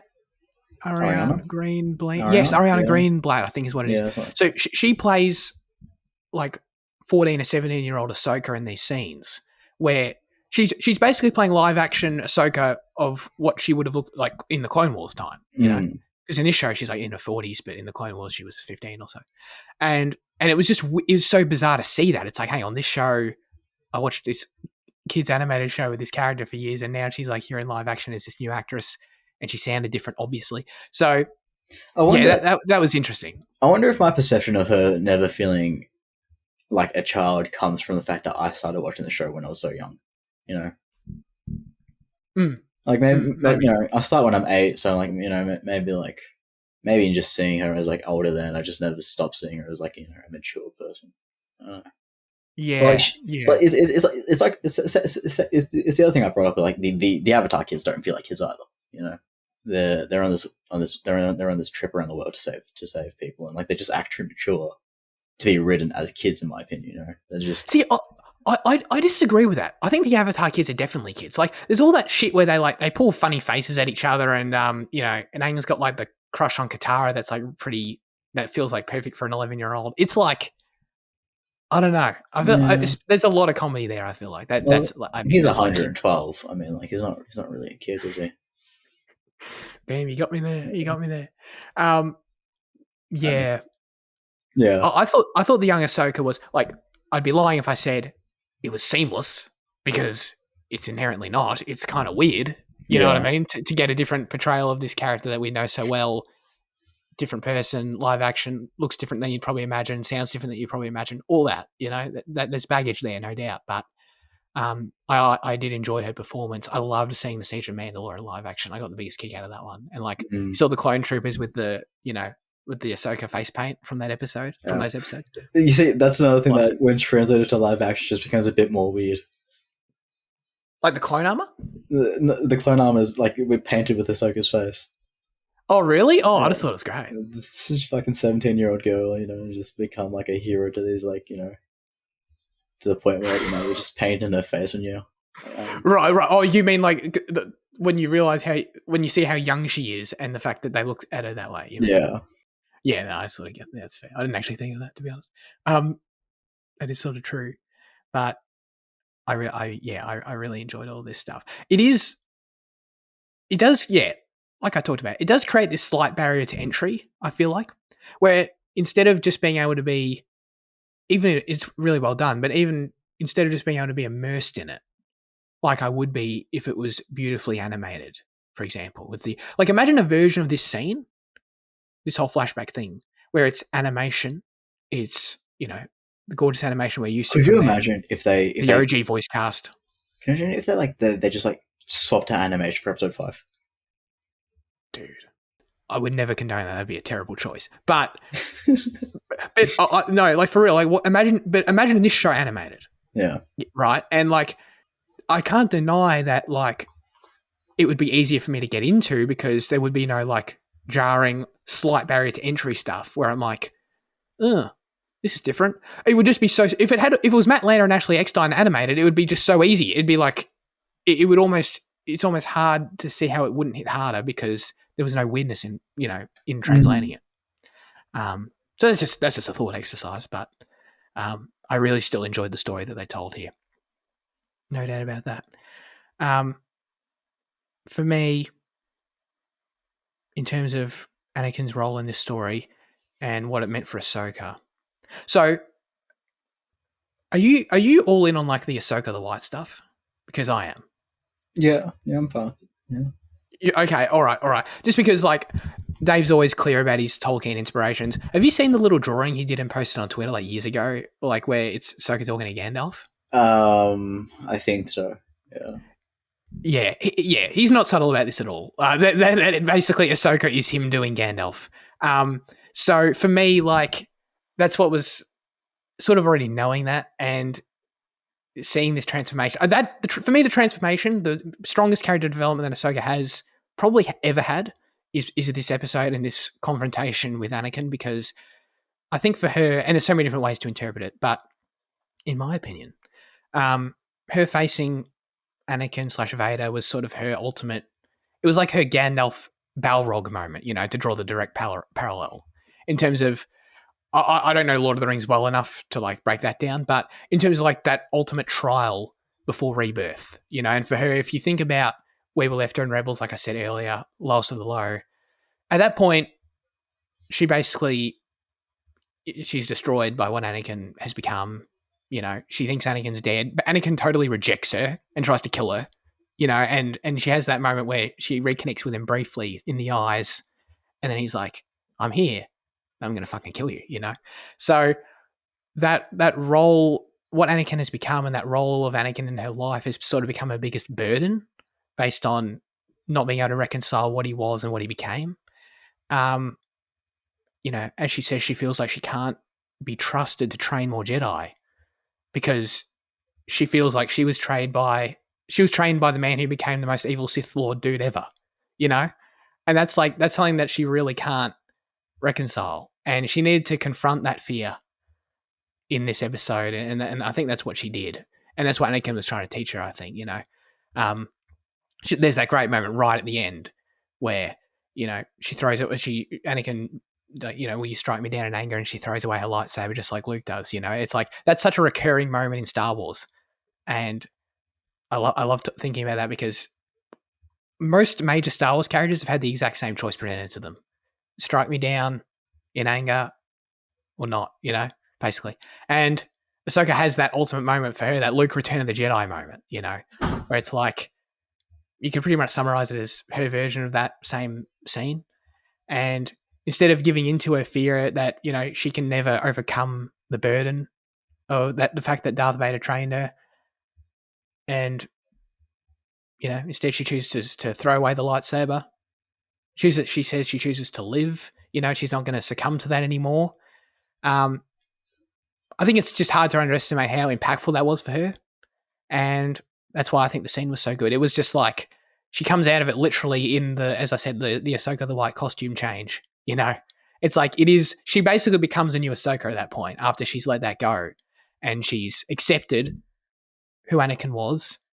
She's accepted, everything that he gave her in teaching her to survive at a younger age. But, I think, Anakin says something to the effect of like, I am, that's all you think of me. Like I'm more than just Darth Vader. Basically, is what he says. That's paraphrasing. But she struggled with that for a long time. That she can't look past her time with Anakin and think he was the worst, but he was more than that. He was, and she has to eventually come to that realization in the episode. So, yeah, I just fucking rambled so much. I'm so sorry. But that's sort of what I took away from the most significant character development for her in the show. And that's why I think it really worked. And dude, Hayden was just like, I thought Hayden was so good in the scene too, like just purely performance wise. Do you feel the same way? Yeah. You liked him? Yeah. Yeah. I thought he was phenomenal. I know a lot of people, well, not a lot, but I know there is a portion of the fandom that takes a lot of issue with Filoni's treatment of Ahsoka as being, with this, the white arc. A lot of people have... Oh, really? Yeah, I don't know. There's like subreddits dedicated to it where like people take it... People see Filoni taking this character too far. And I know it's opened up a bit of hate there. What, as in just what do you mean by too far? They think that Filoni's gone power hungry and that he's just making her all this, like he's just giving her all these qualities because it's his creation. He's just too. They think that Filoni's too in love with himself and the character to see it, and that like they see it as damaging the fandom, as taking away the importance from other like Luke and shit like that. Okay, all right. I know there are people out there that do have issues with like the power of Ahsoka and like what she represents and all that. Like the fact that she, I guess, sort of what we're talking about, the fact she even got to the world between worlds and was given that convenience and was given the power. Yeah, right. And sort of given this opportunity to go through this in the first place compared to other characters. I mean, I sort of get that. I think it's hard to deny that Dave obviously has a huge bias for Ahsoka. Like, obviously. I think that's fair. I think it's unfair to then go and say like, make an argument it's damaging the fan. I don't know about that, but damaging the law. Sorry, not the fan. Damaging the law. I don't know. As far as I see it, it's a great character and he's giving her great development. That's what I think it is personally. Like I'm not convinced. To me, that's sort of just like plot armor arguments. It doesn't really bother me. There was this idea I've seen though. What did you think at that point when he's in the world between worlds? What did you think Anakin really was in that way? Because we obviously see him again as a Force ghost. Yeah, and I just kind of wrote it down as a Force ghost at first, but then when you see him at the end as an actual Force ghost, I think it makes it evident that there's something to be something different. Yeah. But then it goes back to the thing that you just pointed out before about how like Yoda appears in the world between worlds to... Actually, at that time, Yoda was still alive, so maybe he kind of like manifested himself to Ezra. I don't know. Yeah, I think Yoda was really talking to Ezra, I think. Okay. It wasn't like a vision of Yoda or something. Yeah. I don't know. I mean, the simplest explanation can be it was just like it was like the cave on Dagobah, like it was just like how Vader appears to Luke there. Yeah. Like you could say that. I think that's valid. Lockie was telling me about this idea, which is really interesting to me, where there's this idea that Anakin, once he passed and became one with the Force and all this, like he actually finally fulfilled he reached the culmination of his role as the chosen one in that he basically becomes the father, and he is able to exist in this space where he controls the light and the dark side of the Force equally perfectly. Because how in Mortis the father wants Anakin to stay there because he's the chosen one and he's the only one that can replace him. Yeah. Basically, that's what's happened is the idea. And I was like, I'd not thought about it at all, and I was like, that's kind of fascinating.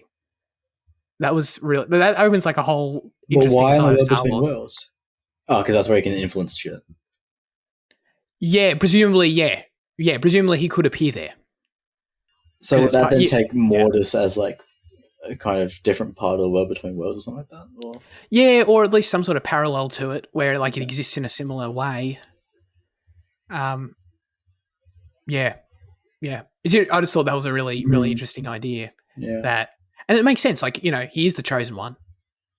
That at the end of the day, that's what he would do. And I think that's the idea that like, that's what he was able to do when Vader flashes And Vader appears to Ahsoka briefly like he was controlling that. Like he was able to, because he's perfectly in balance at this point, he's able to present Vader, present Anakin equal sides, sort of to make the point, basically. Wasn't the thing that like I know that he is the chosen one in the fact that he the father does choose him, but wasn't the thing that Luke then when Anakin falls to the dark side, Luke then becomes a chosen one? Shouldn't Luke be the chosen one? No, Luke's not the chosen one. Okay. No, yeah, it's that's what Obi-Wan and Yoda thought in the original trilogy. That's what that's what they believe. Well, if you remember Rebels, Twin Sons, where when Darth Maul tells Maul that Luke is the chosen one, he says that, but he's wrong because he doesn't foresee that Anakin is the chosen one. He ultimately makes the decision to save his son and kill Palpatine in quotes. Because at that point they think Anakin's irredeemable at that point. That's sort of their fault. Right. But they're wrong. Yeah.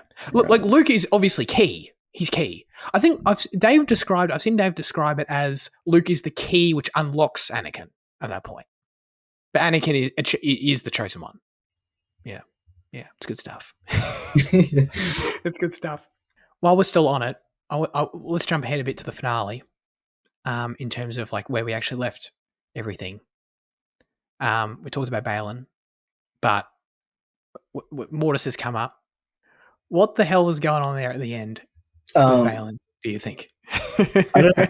That was fantastic. That's probably it was super intriguing, and that's probably when I was most interested in the character. That the fact that he has this awareness of that kind of trio, that it seems like many Jedi aren't aware of. Oh, hold on. Is there a portrait of the father at the Jedi Temple actually? On Coruscant? Yeah. Not to my knowledge. Well, yeah. The fact that he's aware of this presence that only, to as far as we know, only Ahsoka, Obi-Wan, and Anakin are aware of.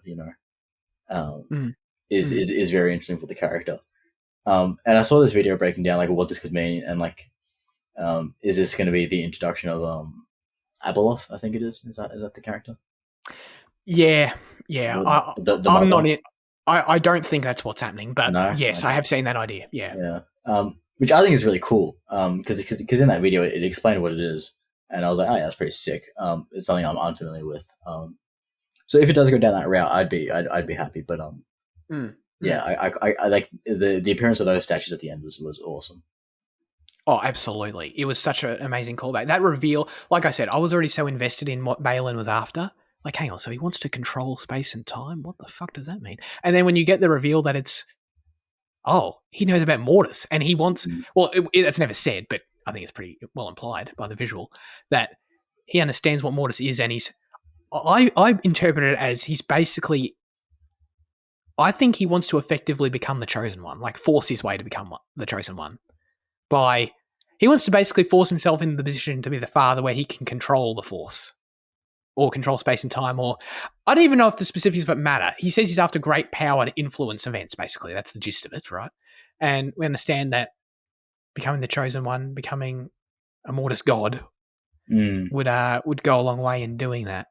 So that was, that was my interpretation of what was going on. The whole Abeloth thing, I don't buy it because Abeloth was created in the books after the Clone Wars aired.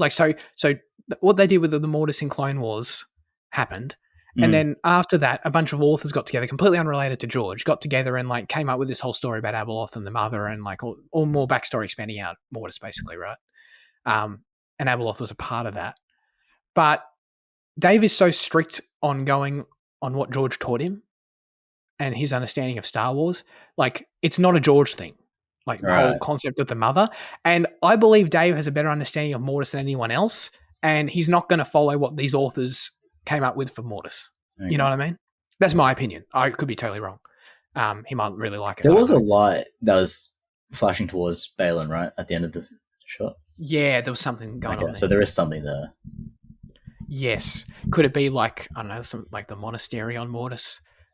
Something like that. It's not Mortis, because I don't think Mortis actually exists in physical space personally. But in him trying to become a Mortis god, do you think he'll somehow inherit the son, and then the son's gonna have to fight the daughter in Ahsoka.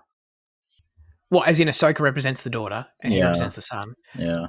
Yes, I do. So if you try and draw a parallel, obviously Ahsoka's the daughter because the daughter literally died to save her, right? And part of her is in Ahsoka or whatever. At this point, Anakin's the father. Like, whether or not you believe my interpretation earlier, that's fine. But I think it's where we're at in the galaxy. I think that's a pretty fair statement. So someone's the son, and I think it's probably Balin. And I think it's, in terms of just metaphorically, I don't think he's literally going to turn into the sun necessarily, but metaphorically, he's the son, and I think he's going to die like the sun does. I think that's like in a similar way. I wouldn't be surprised. That's sort of where I see it going. Because, like the sun, he represents the dark side, represents, desire for more power that he's inevitably not going to be able to get. But That's he's not thing, entirely evil, at the same time. Yeah, but he is, though. Like, he's not in the traditional Star Wars way we understand. Yeah. But his desire for absolute power is, like, purely evil. Like, just because you're not a Sith Lord, basically. He's not purely evil, basically, by some Star Wars semantics only. But in every other way, he kind of is. Interesting. I'm not, like I said, I'm not sure of the exact specifics of like what like you said, that little tower and the beacon, whatever in the distance. I don't know what that's going to be exactly. It's going to be some $50. It's going to be some MacGuffin location, something for him to want to be able to get the power, basically, right? But I think it's also fair to say, he wants to control time and space and the Force. It's not going to be good. It's going to be evil. It's not going to work out for him, basically, As is consistent with Star Wars thematically, it's going to backfire on him. I think that's, no matter what the specifics of the situation end up being, I think that's the overall trajectory of the story. But instead, we're not going to get Ray Stevenson, which is a bummer. Do you reckon you recast someone in likeness, or do you reckon you just try and like go for you forget likeness and just go purely for vibe? A bit of both. I think.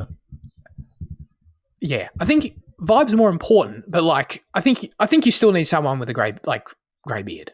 Yeah, like that sort of similar look.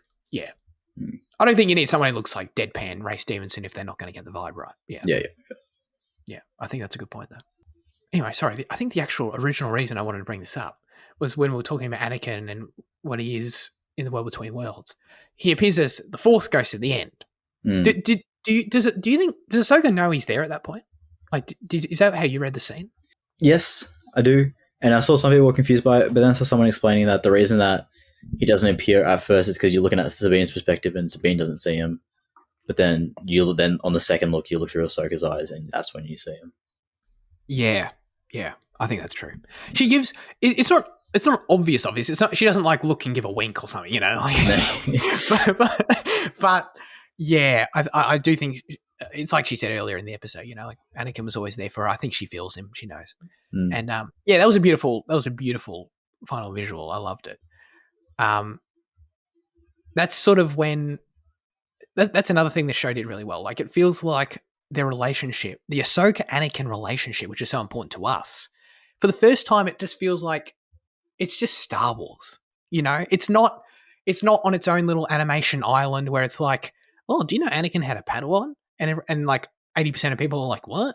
You know what I mean? It's just like, it just legitimizes it. And not that it needs to be legitimized. I'm not saying that, but I think nonetheless it does legitimize it in a way.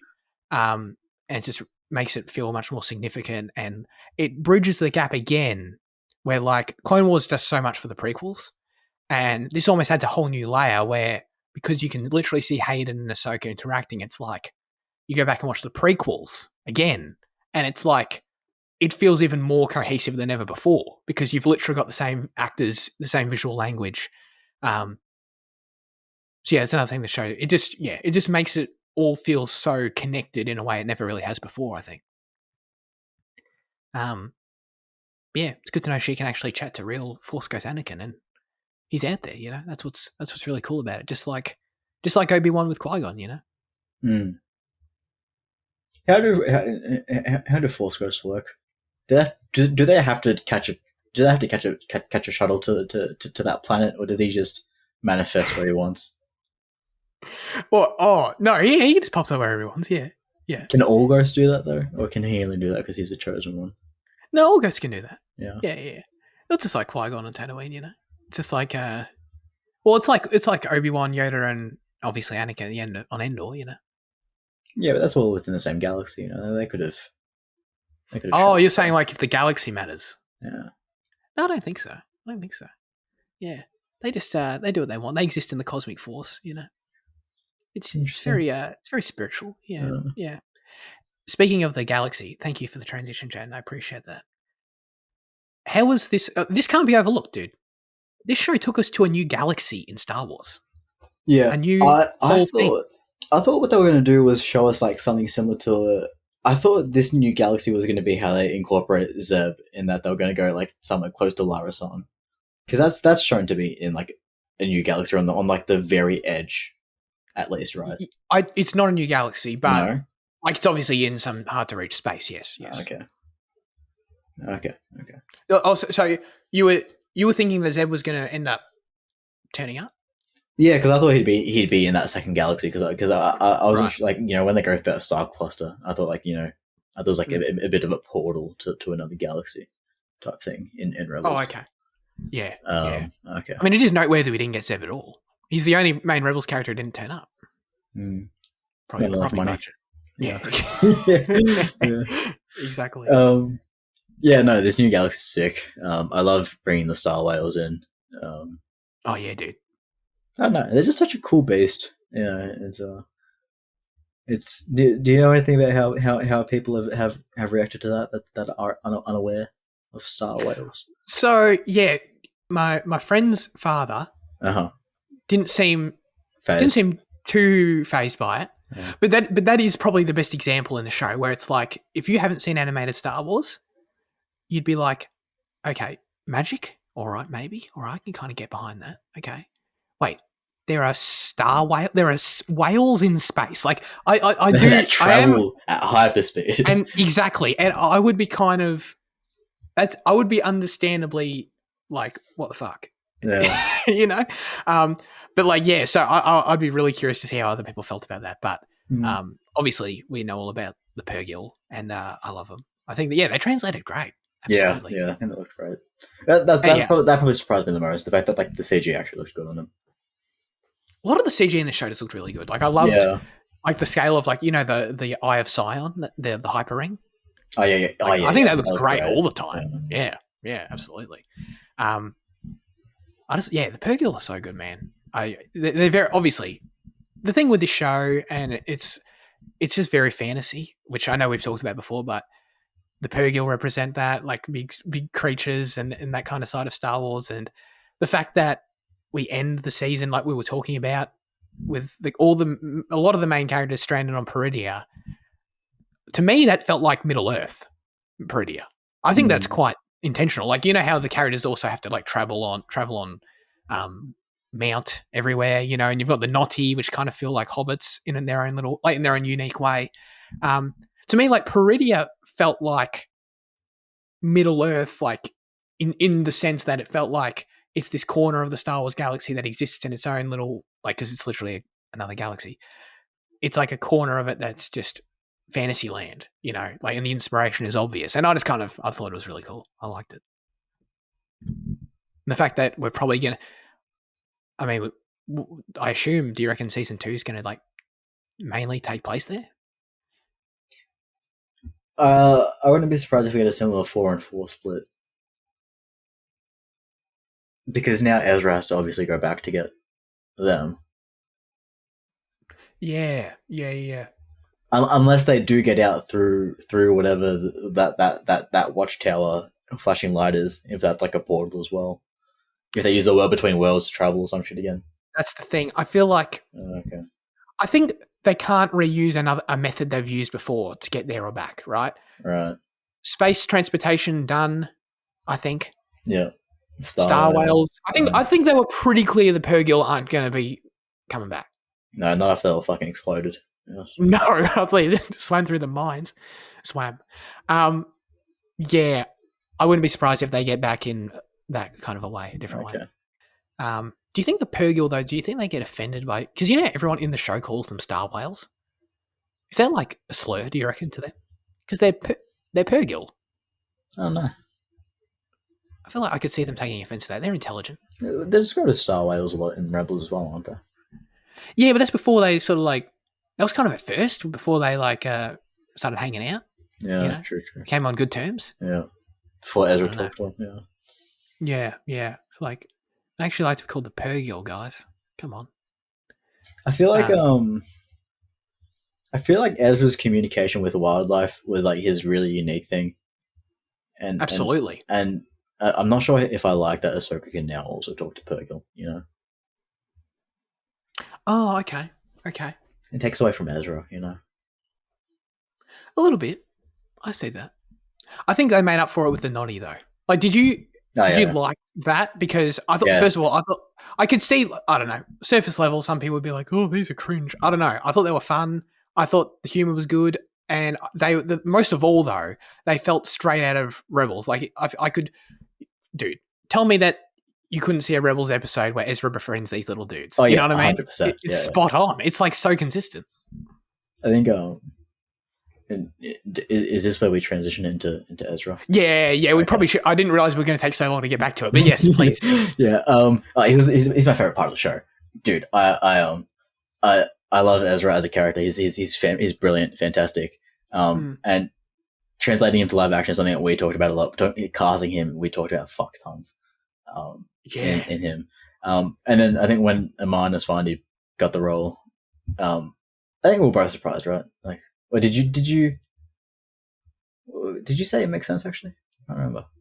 What do you mean by surprised? I didn't know he was gonna. No. Wait. Yeah. What do you mean? I don't know. It's just like when people were throwing like names in the rings, that never came up. You know. No, not before we knew. No. Yeah. We sort of just knew it was him, and it was like, oh, no one considered that. Yeah. Yeah. So yeah, it was a surprise when he was cast. And I was hesitant seeing him in the trailer, but when it was just like the recording of him that Sabine's watching. But as soon as he appears on screen, you know, in real time to the characters, just instantly just gets you. He instantly is that character. You know, bar the beard, obviously that's a bit different. But his mannerisms, the way his interaction with Sabine, obviously the Noddy, like you said, the way he fights, the way he uses the Force, I'm really happy. I'm really glad that he is still the same character. Because I was saying to you, like, I wasn't watching that episode at the time because I was a few weeks behind, but I saw the character post on Instagram and I saw the beard, I saw the cloak, and I was like, oh, they look like they've gone down like a serious like kind of route, like, you know, he's like knowledgeable and kind of, you know, all that shit now. But then, you know, as soon as you actually do watch it, you know, he is that kid again, which he is still pretty young. I mean, like, how old is he? He's probably fucking like 25. He's Luke's age, yeah. He'd be about 25, yeah. Yeah. Maybe a bit older, yeah. Yeah, it's great. Yeah. No, I loved him. He was spot on, absolutely. He was. I have my praise for the others, as we said earlier, but like he was the best. I thought him and Lars were the best, and him probably might have even slightly topped it. I mean, it's hard to say he topped out Lars because Lars literally played him in Rebels 2, so that's weird. But like, just in terms of, I don't know, there is something to be said for the fact that he is a different actor and he still felt so right. Yeah, like that's almost more impressive in a way. So yeah, no, he was fantastic. I loved the humor was all there. You brought all the examples you listed were spot on. I loved like the little touches in part 8 when you know, when he like pushes, or Sabine pushes him. They do that trick that him and Kanan do all the time. He steals the stormtrooper armor. Oh yeah, like stealing stormtrooper armor is like probably like such like a non thing to the casuals, but the fact that he does it here for, you know, for people that watch Rebels, like, it's great, you know. Absolutely, that's another prime example. Yes, of just like, oh my god, that's so Ezra. Holy shit. Yeah, loved it. The No, you go ahead. Oh, I was just gonna. I don't know if you want to transition to it. Yeah, I was just gonna sort of half transition to the score because it's come up a few times, but like when they hit Ezra's theme when he appears, it was beautiful, and I just thought the score was fantastic. Yeah. Yeah, I thought Kev did brilliantly. Like you know, as good as Ludwig is for Mando. Yes. Like I think what Kev did here is fantastic. I think you just before you were speaking about how like this is like the fantasy side of Star Wars, and I think the score really does exemplify that as well. Yeah. In that it does have this like I was taking note of it as it was happening, and because I was like I need to talk about this on the show because we like I feel like we've liked talking about the music recently. And to not talk about Kev would be injustice. So I was trying to take note of it, Yeah. But unfortunately, it's been 2 weeks, and quite a lot of those have slipped from my mind. I should have listened to it. But just constantly throughout the show, I think Kev is just so brilliant. And I think the way he uses I don't know the themes in and out, and then just like all the new music he composes as well, like the actual show's theme is fantastic, and I don't know, I just loved every instance of it. Absolutely. Oh, he was so good. Oh my god, they're maintaining Thrawn's theme from Rebels with the organ, but like, when his entrance, like he gets the full entrance theme, and it's like they basically like took it up to 11. Yeah. It was unbelievably epic. Yeah, I loved it. Their Thrawn theme is so good. All their themes are so good, man. I was blown away by it. The main theme is so good as well. They put out an absolute banger there because it's like it sort of starts with a variation of Ahsoka's theme, which is used in Tales of the Jedi, which is interesting. And then it goes into Sabine's theme, and then it goes into just full Ahsoka's theme. It's a fantastic track. Absolutely. Did you like, by the way, actually, this is kind of random, but did you like the animated credits? Because it's the first time they've ever done something like that. Yeah. Feels very, very Rings of Power, which you haven't got around to yet. But yeah, those opening credits and these closing ones, I don't know, they feel similar. Yeah. But I presume, it's a good thing, right? Yeah. I do like. They're cool. They're cool. Like I don't know, like I like the concept art in Mando, but this this is a whole different feel. Like it makes it feel epic and expansive. I liked it. Has anyone translated the writing of where they're going? Is that just like the journey that they go on, or is that? Yes. So I watched a translation of it all, like only when episodes 1 and 2 were out, and it's just a bunch of sort of planets we know and shit, and Cetos is there, and it's basically it. And then all the lines lead to Peridia. Okay. And like at the time, Peridia hadn't come up yet, but that's obviously where they went. Yeah. Yeah. Exactly. I thought the pacing of the episodes too, in terms of that journey to Peridia, I thought it was just right. Like, it is such a great special thing. I love the title of the episode being "Far, Far Away." By the way, when they go to they go to a distant galaxy for the first time in Star Wars history, it's like it's a big deal, and I thought they nailed it because it was like a perfect blend of it takes 5 episodes to get there, and that's plenty of time to give us to establish the characters, plenty of time to make it feel like it's a big deal, and feel like there was a lot of effort involved in getting there. Like I got that sense watching the show. It didn't feel like the villains just got there easily. But then it was the perfect balance of then not too far the other way, where I honestly, I was so happy with the second half of this season. I wonder if you feel the same way, and that's why you like the second half so much, because I kind of, going into the show, I would not have been surprised if getting to the distant, obviously we knew we were going to get to the distant galaxy, we were going to find Thrawn and Ezra. That's the main thread of what the show was going to be. And coming into it, I would have been disappointed, but not surprised if that only happened in the last episode, So I was just so pleasantly surprised when it all happened in part 6, and then we still had 3 episodes to spend some time here. So it was like I thought it was the perfect balance between the two. I thought it would happen earlier, to be honest. Like, okay.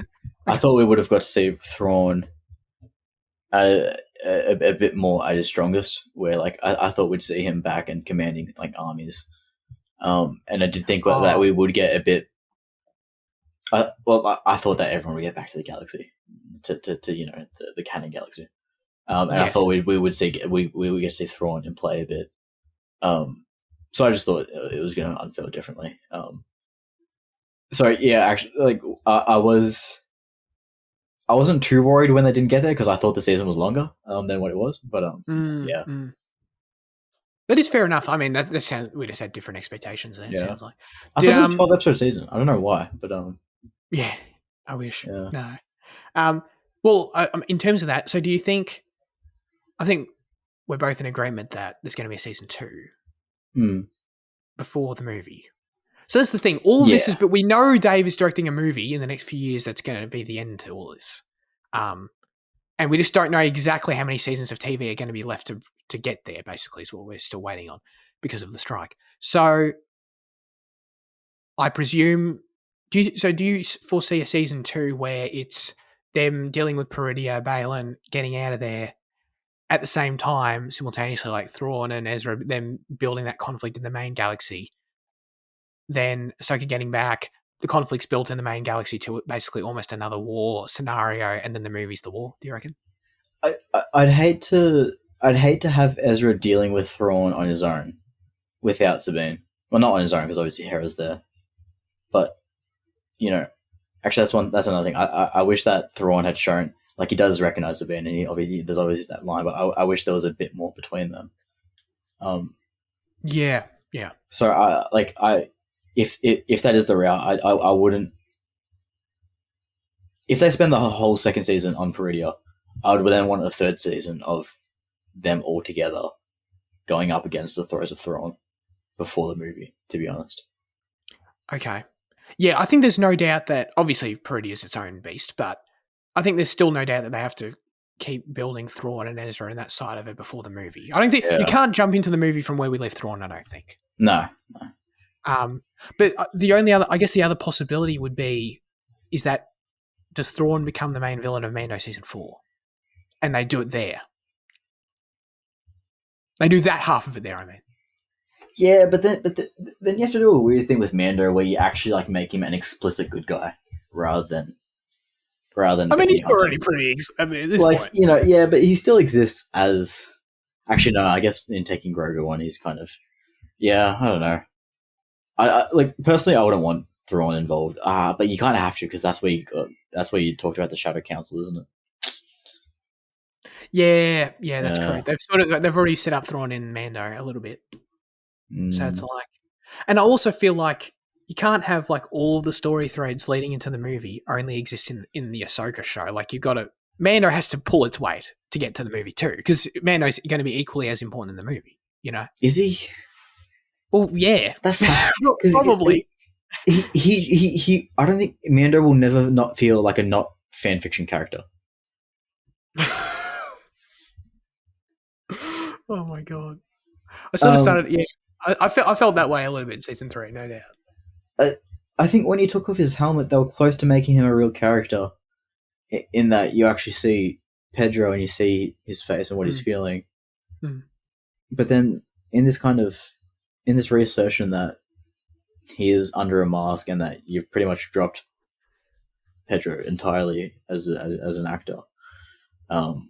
Yeah. Yeah, I don't know. I'm worried about the Mandalorian's involvement. To sum it up, I guess. Yeah, I agree. I agree totally. I just hope they get it to an interesting enough point where it's acceptable, basically.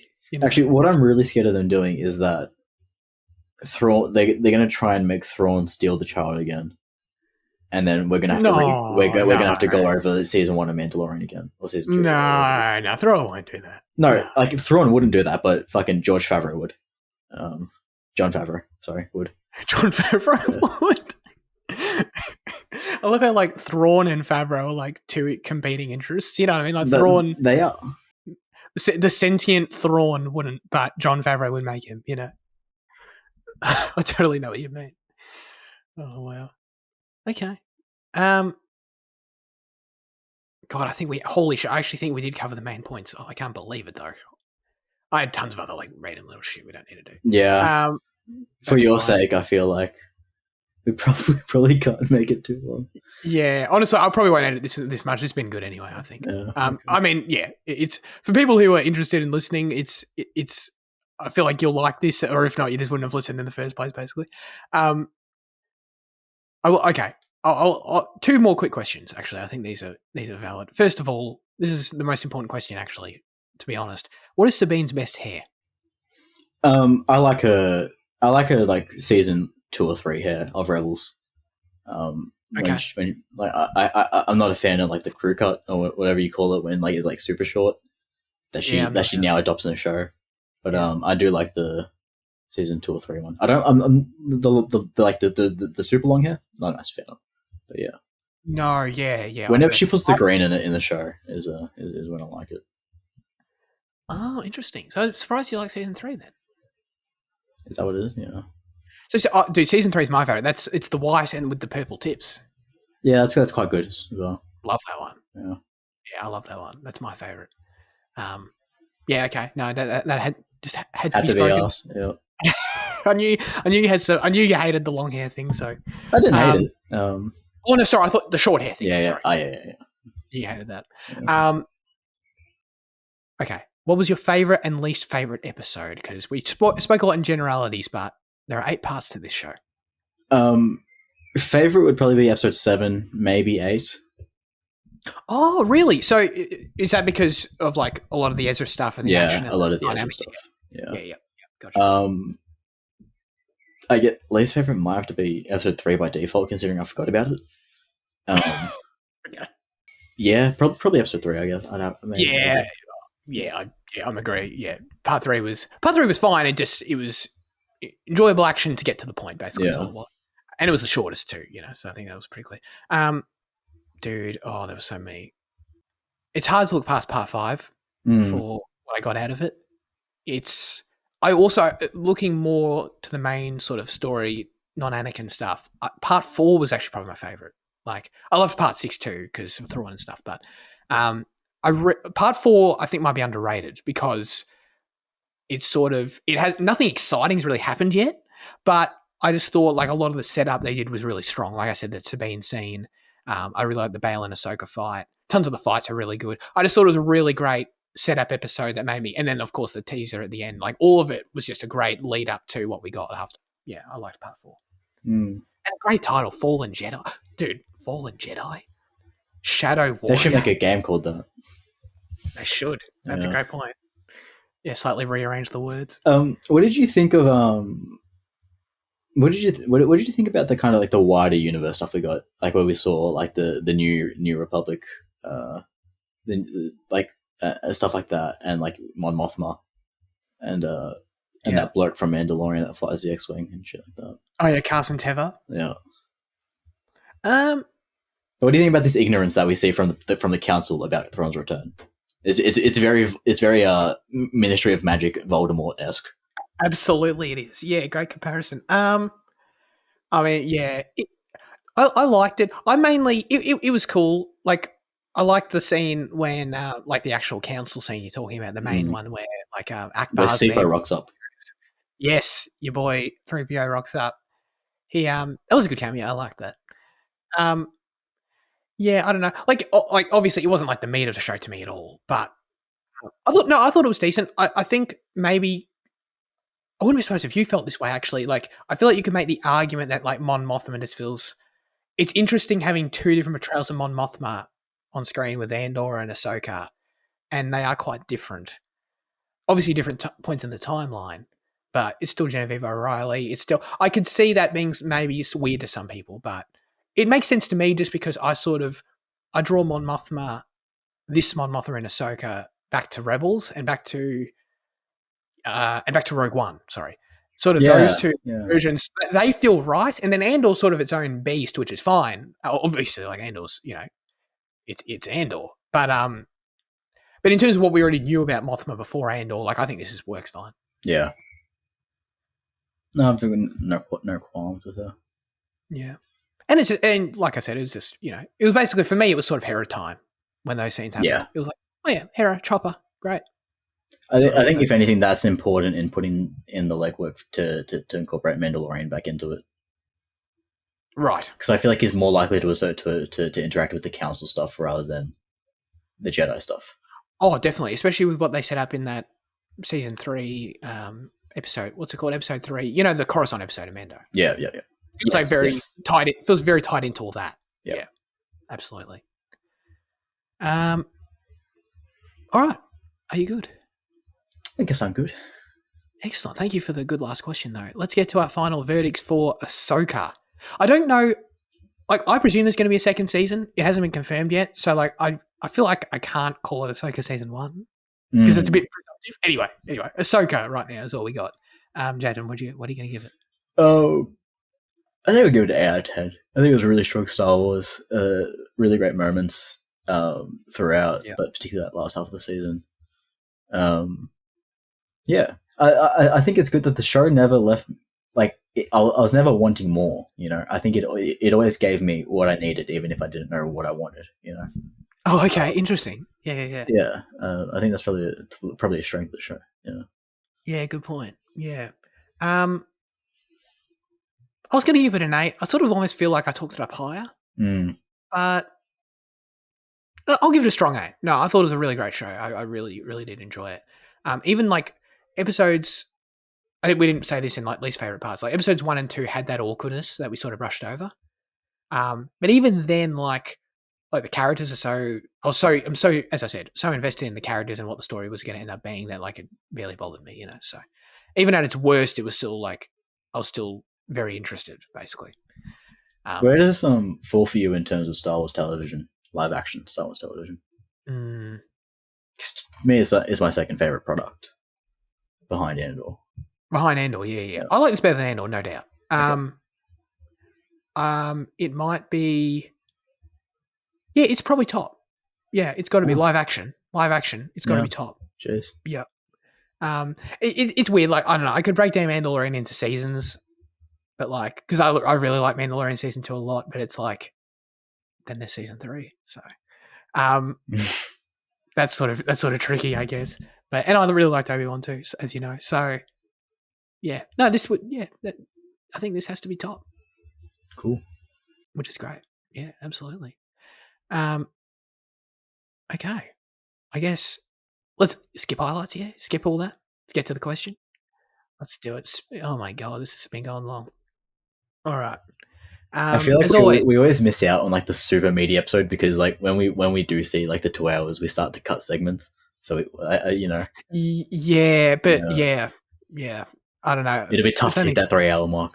Oh god, please don't say that. Oh no, not 3. We can't. This already might. Do you reckon this will top The Last of Us as the longest episode? How long was that? 2:12. Oh, we could get out of here quickly, maybe. The longer we think about it. Okay. As always, we'd love you to submit. No, shit, I'm sorry. Oh, now comes the segment where we hand the show over to you with our question of the show. Last week we asked you, what is the most significant shift in a character between 2 versions? Luke said, Harry Potter's Dumbledore. Which, very valid. We've talked a lot about the Michael Gambon, Richard Harris transition. But then he clarifies further, book versus film, which I was actually surprised by. That was, yeah. And that's a very important clarification there, Spooky. I don't remember the books well enough. I don't ever really recall there being much of a difference, to be honest, but how do you feel about that? I think book Dumbledore is a bit more Richard Harris than it is Michael Gambon at the end of the day. I think it's a bit more gentle. Yeah. Oh my god, I'm not going to do the Goblet of Fire scene. I'm not going to impersonate it. Yeah. Did you put your name in the Goblet of Fire? Yeah, maybe. I don't know. But it's so much of that is in the performance though that it's almost like how much do you get out of the way he's presented being that different in the book? I don't know. I feel like I need Spooky to argue this for me more. I don't really know. But that is very interesting though. It's not what I thought you originally meant by your answer. Andy said, the most significant shift in a character between 2 versions might be Johnny Lawrence in The Karate Kid and the TV series Cobra Kai. Even though I haven't seen any of the films in the series, I think the general idea of this villain character in the original film is pretty clear, given that he bullies Daniel Russo, and he obviously loses the last fight scene, which I keep seeing appear on YouTube. Maybe he's just a misunderstood character being influenced by an evil mentor in the original film, but he's still a bad guy in that, so I don't think... Sorry. So he's still a bad guy in that, so I think it counts. And he happens to be the main good guy in the TV show. Hopefully Zach might be able to vouch for anything I just said. Yeah, I can. I mean, I'm no Karate Kid savant. I haven't watched all the films, nor have I finished Cobra Kai. But I've seen a fair bit of Cobra Kai. And yeah, I mean, I think Andy pretty much nailed it. It's like he was the main bully kid villain in the movies, and now he's like your protagonist. And like, granted, like he's not like an amazing. He's not meant to be presented as like an amazing person in Cobra Kai or anything. Like he's kind of a shitty dad and all that kind of stuff. So it's like, there's still like the remnants, I guess, of like a shitty child. But yeah, he's the protagonist. So that is a very, very valid argument. Definitely fills an entirely different archetype. In the show versus the movies. No doubt about that. Liam said, "Who's Liam? He's new to the Discord." Yeah, first time commenter. That's interesting. So great. So happy to attract new listeners.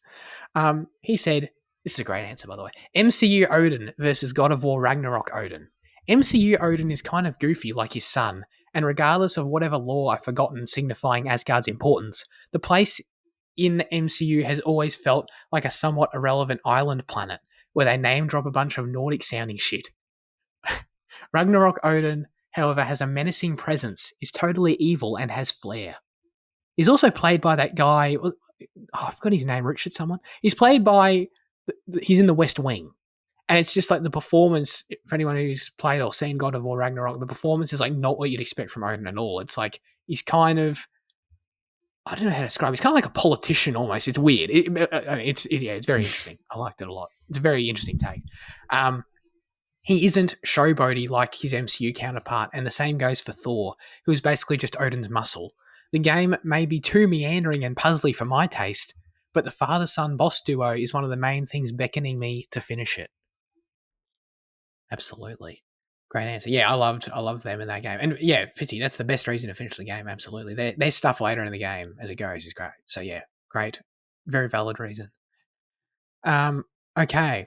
When I saw Fitzy's answer there, that was so good that I was like, damn, I might need to like reconsider this because I didn't like think about games and stuff again, as always.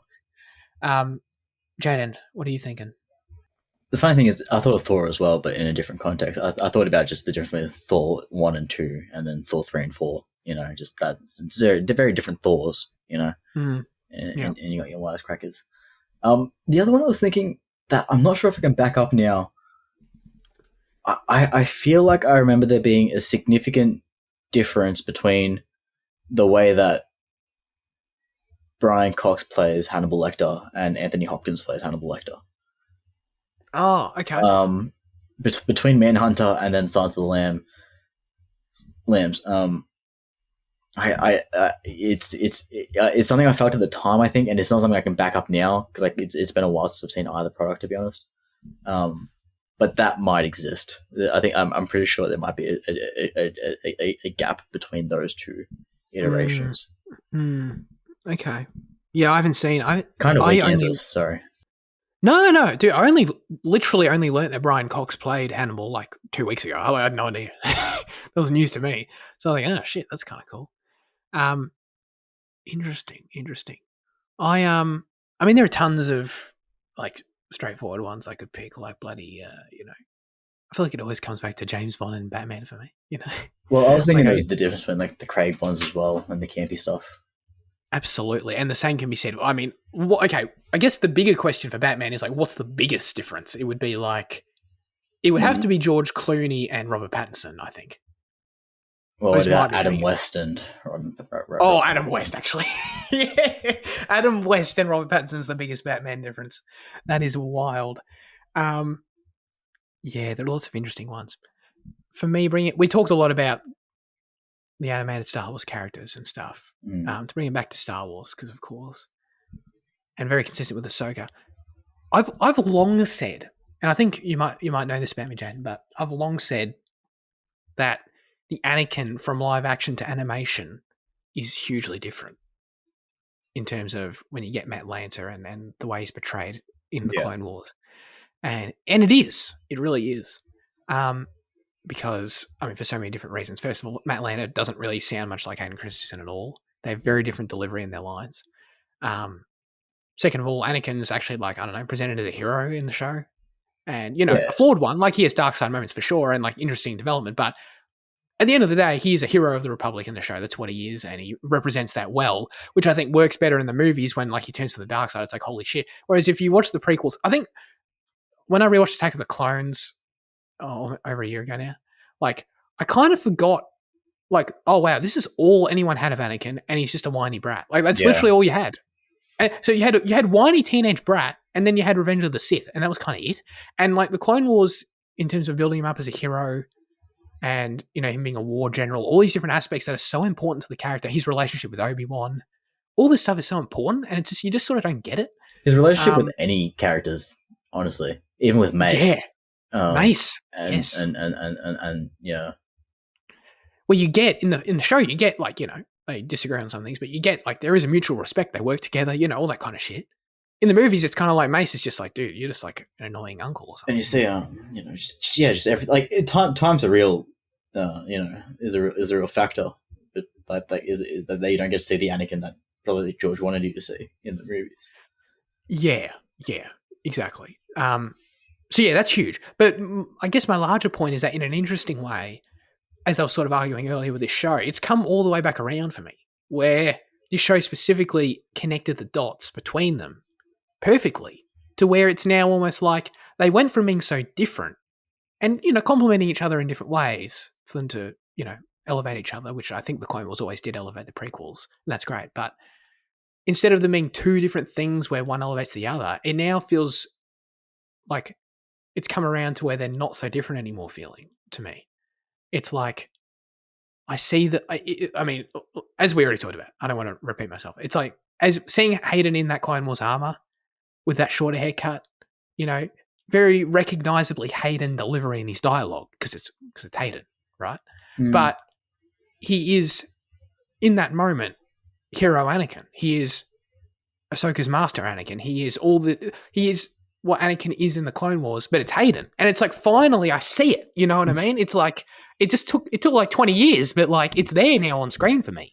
And that's what was really great about it. So Anakin was the most different until he wasn't, is my answer. Wow.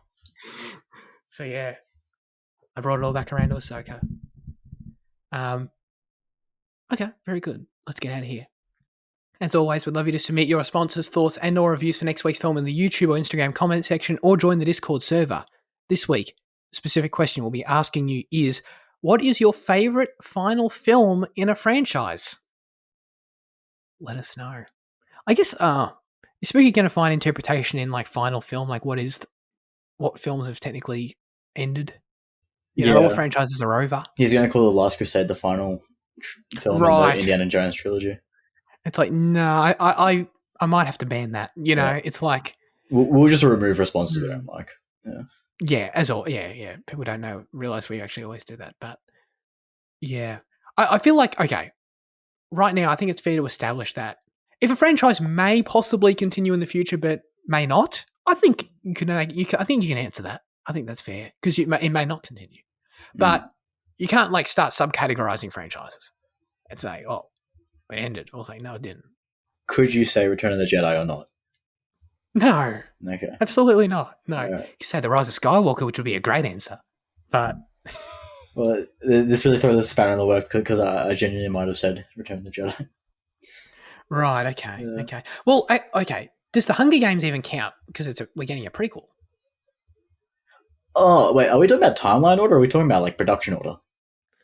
Well, favorite final film in a franchise. Yeah, final film made or final film in this like timeline. Yeah, I didn't mean to do this. You know what? Let's leave it up. The audience can decide, and let's let them say whatever they want, and then we can be harsh judges next week if we decide to. Okay. Depending on what they say. Okay. But those are all considerations for your answers. All right, that's it for this week's episode of Cinema Effect. Thanks everyone for tuning in. Jayden, what are we doing next week? Good question. No, I'm kidding. I do know. I just let it leave. Next week we're doing a Mockingjay Part 2, I believe. Still that is it's on Netflix. And something else maybe. No, I don't know. Is it anywhere else? All the others so far have been on Stan as well, and yeah. It's on a few things. Yeah, find it and buy the DVD. It's probably $5 in the bargain bin. Yeah. Not representative of the quality necessarily. No, it's just been out for a while now. Yeah. It's a type of movie that the DVD would be mass produced to the point where JB Hi-Fi couldn't sell all the copies in time, and now it's fallen out of relevance. So they've chucked it in the discount section. Yeah, exactly. Yeah, I can see that. So head to your local JB store or don't. That's it. Appreciate you joining me, Jayden, for this meaty episode. I hope people didn't think it was too nerdy. But honestly, I think we could have gone so much worse. Looking at my notes that I didn't say, I agree. So be grateful for what you got, guys. All right. We'll catch you next week. Have a great one and goodbye.